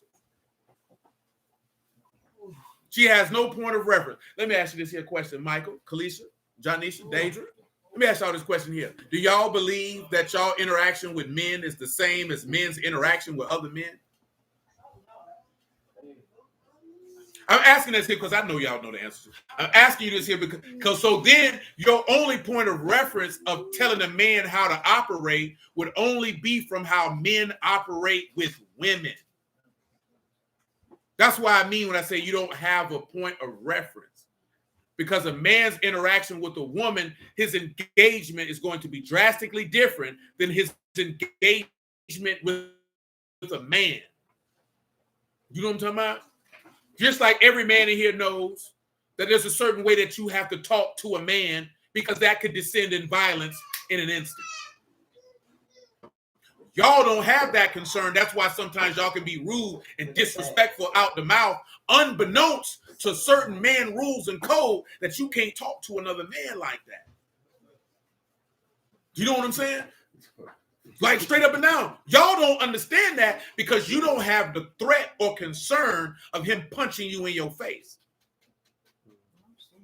You know what I'm saying? You don't have that concern. Men know that there's a certain way. Men know that there are certain trigger words that can be said if you're trying to entice a fight. That women have learned, at least in our community, they know if they say it, that, okay, I can get a rise out of him. You know what I'm saying? It's just it's way that men size up other men when they do business. That's why when you see men come extremely successful, you wonder why they're such a-holes, such jerks, and so arrogant, because they're dealing with other men. You can't deal with other men from a position of weakness and think that you're going to succeed. You're going to be exploited and you're going to be defeated, because men overall have an overwhelming desire to vanquish their competition. And women do not. Now, women don't work well together. That is of a fact. Because y'all won't come together and make a comprehensive and cohesive decision. See, men can work with other men that they don't like. You know what I'm talking about? Because the goal is greater of the fact that I don't like you. Women can't work with women they don't like, because they will allow their feelings to get in front of the goal. I don't care if I don't like him. If we have an opportunity to make $2 million, I'm going to work with this man and get these $2 million. You know what I'm saying? I'm just talking about these are fun. This is not to make anybody any less. It's just reality. You know what I'm telling you? Because just like, okay, you seen him that Dave Chappelle thing when he said that he was passive, and what his mama had to tell, that she gave him some real live game. Because guess what? When you go out here with men, well, you got to be a lion. You can't be no coward. Because they're not going to respect you. And y'all don't have to worry about that. I done told y'all that before. Y'all ain't never had to walk down there and worry about a nigga gonna try you to see if you a man and beat you up. But guess what y'all do? Men don't try women to see if she a woman, but y'all try men to see if he a man. Men don't do that. Oh, let me try her to see if she really a dainty lady. Niggas don't do that. You will purposely do something that you know is out of pocket just to see if he man enough to check you. And all y'all done did it to a man in your life, and can't none of you tell me no different, because I tell you to your face you a liar, because it's in your nature to do it. You size it. You do something. Let me see what he say. Let me see what he gonna do. You know I ain't lying. Because you want to know if you're dealing with a man or not. Because the minute you see that you can run over him, your attraction is gone. Yo, y'all do it on purpose. You know, the dating coaches like to call it something. They call it an excrement test. Before I even heard these niggas say that, I seen that in high school. That if a woman is interested in a man, she is going to do certain things to see if he has manhood in him.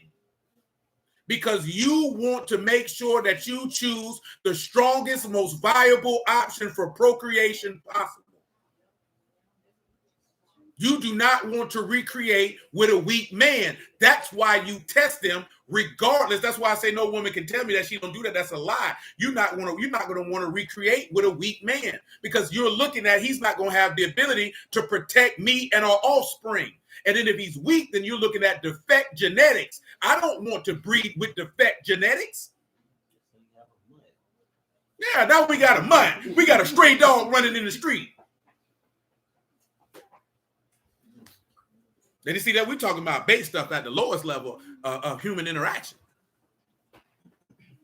You think Yahuwah will want to breed with base? The worst of the worst? No, sir. No, sir. Nobody want to do that. Now, of course, we know things happen because you be young and you be stupid. You don't use your brain. You don't listen to your people. But we just talking about in general. You don't talk about just general human interaction. Women do not, men want to breed with the youngest woman he can get because of fertility for the most optimal times of reproducing. See, that's the difference. Men, that's why they be like, why do you want younger women? Because he wants the ability to have as many children with this woman as she can possibly spit out over the longest period, that she can give me as many sons as she possibly can give for the period of time that she can be with child. That's why dudes be like, why they get younger women? Why would he want a woman can't give him no children? Especially if he doesn't have any. See, if he already got kids, that don't matter. We're talking about in this society that we live in. But why would a man who don't have kids want a woman who can't give him none? What type of sense does that make? That means that he will, at his basis level, is motivated on leaving a piece down, that a piece of his genetic structure, if you would always be on the earth after. Even Yahuwah himself wanted to reproduce and make man in what? In his image and in his likeness. and with his mind. That's what every man hopes to do with his son. Every man in here can tell you that he will want his son to look like him, think like him, and produce like him. It's natural. You wonder why men want sons. Because that's him on the earth. You get more than one, that means you hear 2, 3 times. You could be like George Foreman, have 5, 6 of them. That means you hear 5, 6 times. That means you looking at it is, if I got 6 sons, that means one of them got to hit. You know what I'm talking about? One of them got to hit. You know what I'm talking about? One of them got to come through in the clutch strong. Keep the game going. If I got 6 sons, I guarantee one gonna be average, one gonna be an idiot. I'm just playing a number. Y'all laugh because y'all don't think like this. This is how men think. Yeah, that's how men think. Men say if he got 3 sons, I'm hoping out of one of the 3, one of them gonna be solid because one of them bound to be an idiot. That's just the average.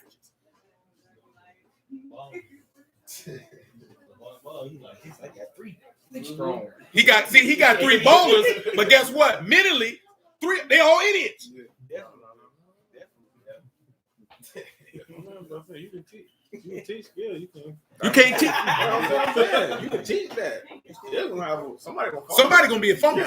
Somebody not gonna hold the football high and tight. Somebody gonna fumble. That's cool. Like you said, all these ones. I didn't need one. Keep seeing young. But this part, they all got the first level goal. Now we get there. They done. Now what you doing after that is And I ain't saying like good seeds, bad seeds, like they're gonna be bad men. We talking about to really be a shining example of carrying on the father's legacy. well, you say being ashamed. You know what I'm saying? Yeah. As you gonna bring the full honor to the man. Is you gonna bring it in like this here? Because you can have multiple sons, and they may not want to keep going what Pops got going. You know what I'm saying? Because like it's here, and then I'll move on. Read this other verse. Read the rest of the verse. We get off here. This is something that a lot of men with wealth do. They'll look at their sons, and they would have already picked the one son that they gonna groom to take over. They would have already identified that's the one. I'm gonna train him because your brother's an idiot. You know what I'm saying? And he looking at an idiot as 4 fifths. He don't even want what I got to give. And usually the father will lean to do this with the firstborn son. You know what I'm talking about? I want him to continue it. But sometimes the firstborn son is an idiot. So he like to see my youngest boy, that's the one. I'm telling you, see, y'all hear all these stories about white men, Pat. I'm telling you, boy, white men are ruthless when it comes to that. And if they determine all their sons idiots, they ain't leaving them nothing. I was reading about one of the kings of the Holy Roman Empire. Yeah, they had like two sons like that. He got with his brother and told his brother, "Hey, send nephew around." Yeah, he's like, "Hey, boy, your son, we're gonna just set it up and we're gonna get it to him. We're just gonna keep it in the family." Because that's the biggest part of what we were reading in Proverbs 5. Why I referenced that I ain't agree with nothing what Kevin Samuel was talking about on that particular matter. That's asinine. Well, you keep wealth in the family. You know what I'm saying? You keep that in the family. You don't let that get outside the family. Only idiots do that. I done had conversations with many black folks and they'll get mad. Boy, the Ford family will never sell you Ford Motor Company. If they do sell it, they ain't gonna sell it to no black man, and I wouldn't be mad at them for doing so. Why would you take your wealth and give it to another people? That's stupid. No one in the history of mankind has ever taken their wealth and transferred it to another race of people. I'm talking about... Yeah, he told you, you give your gifts to all your lovers and get nothing in return. You're contrary to all others. But when you look at a certain group of people, they don't do that. Bill Gates is not giving no Asian people Microsoft. He ain't doing it. Arthur Blank is not selling to no East Indians the Home Depot empire. You keep that in the family. And I seen niggas get offended why Robert Johnson sold BT to them white folk because he wanted to cash out. Why did he want to cash out? Because he didn't value BET like you value. That's all. You looking at black entertainment television, this is us. He looked at it as network television is a fleeting endeavor. And I'm going to cash out while I can cash out. But he's still leaving the wealth to his family. Right. Because guess what? That's what they missing. The wealth stayed in the family. You didn't follow the money. You're a consumer. And the reason why I mention this here, I'm going to go run all this down, right? Because when you look at the stuff that most black people sell, they're not selling something that is really of need to keep. Because see, people look at it, them white folks own NBC. No, NBC is a corporation. CBS is a corporation. Don't nobody own CBS. Don't nobody own NBC. Don't nobody own ABC. They're not outright ownership. You know what I'm saying? So that's done different. If you wanted to own something, you would want to own Comcast. You know what I'm talking about? You would want to own that because you're dispensing television. You know what I'm talking about? But man, when you look at dude, why they be selling their record labels? Why they selling their music? Because they don't value them as assets like you value them. Because even white artists sell their catalog. It's not really as valuable as niggas think. But you talking about real deal brands, the Walton family will never sell Walmart. That's never leaving out as a family. Makes no sense unless it's financially viable for them to do so. See, one thing that most people don't know, when you inside of a business, you know what the numbers look like and the projections look like. Y'all done had the meeting, and you know when it's time to cash out and go. Hershey, the Hershey dude, he was giving to his son Bill Beef, and I think he went to join like the Mars. Yeah, he did. That's how they became Hershey Mars. Yeah. Because his son was an idiot. And he got down with another family. Yeah, I think he did end up with it because his father died. But like he said, his father made sure he sold the company to another successful chocolate company already. So it would continue. The brand wouldn't fail. So he would never. So So my son basically, got me, gonna blow check. the son would never have 100% control to crash it. And to end with that, that's what Solomon meant when he said, when you leave it behind, you don't know if you're going to leave it to a wise man or a fool. This is vexation of spirit. These are things that vex a man. I don't know if my son's an idiot or not, and you won't be here to see it. And that's the blessing of you. You messed up your little good life you got. Stressing about Take it that. out yourself. Come on, we get off of here for now, man. Yeah, that's right. Tina Turner just sold her catalog for $50 million. She talking about rolling on the river. She said, roll them checks. Be rolling in the dough. Say hallelujah for Yahushua in the word, man. I appreciate y'all time this evening. I bless y'all at the house of Elohim. You know, you who are willing, we're going to pop it off on Wednesday. We went in a little different direction, but it was all the same. So thank the Lord. You know what I'm saying? Praise you who his word is good. His mercy endures forever. I appreciate y'all. All y'all. Love y'all. Again, blessings out the house of Elohim. In the name of Yahushua. And you who are willing, we'll pick it up on the next one.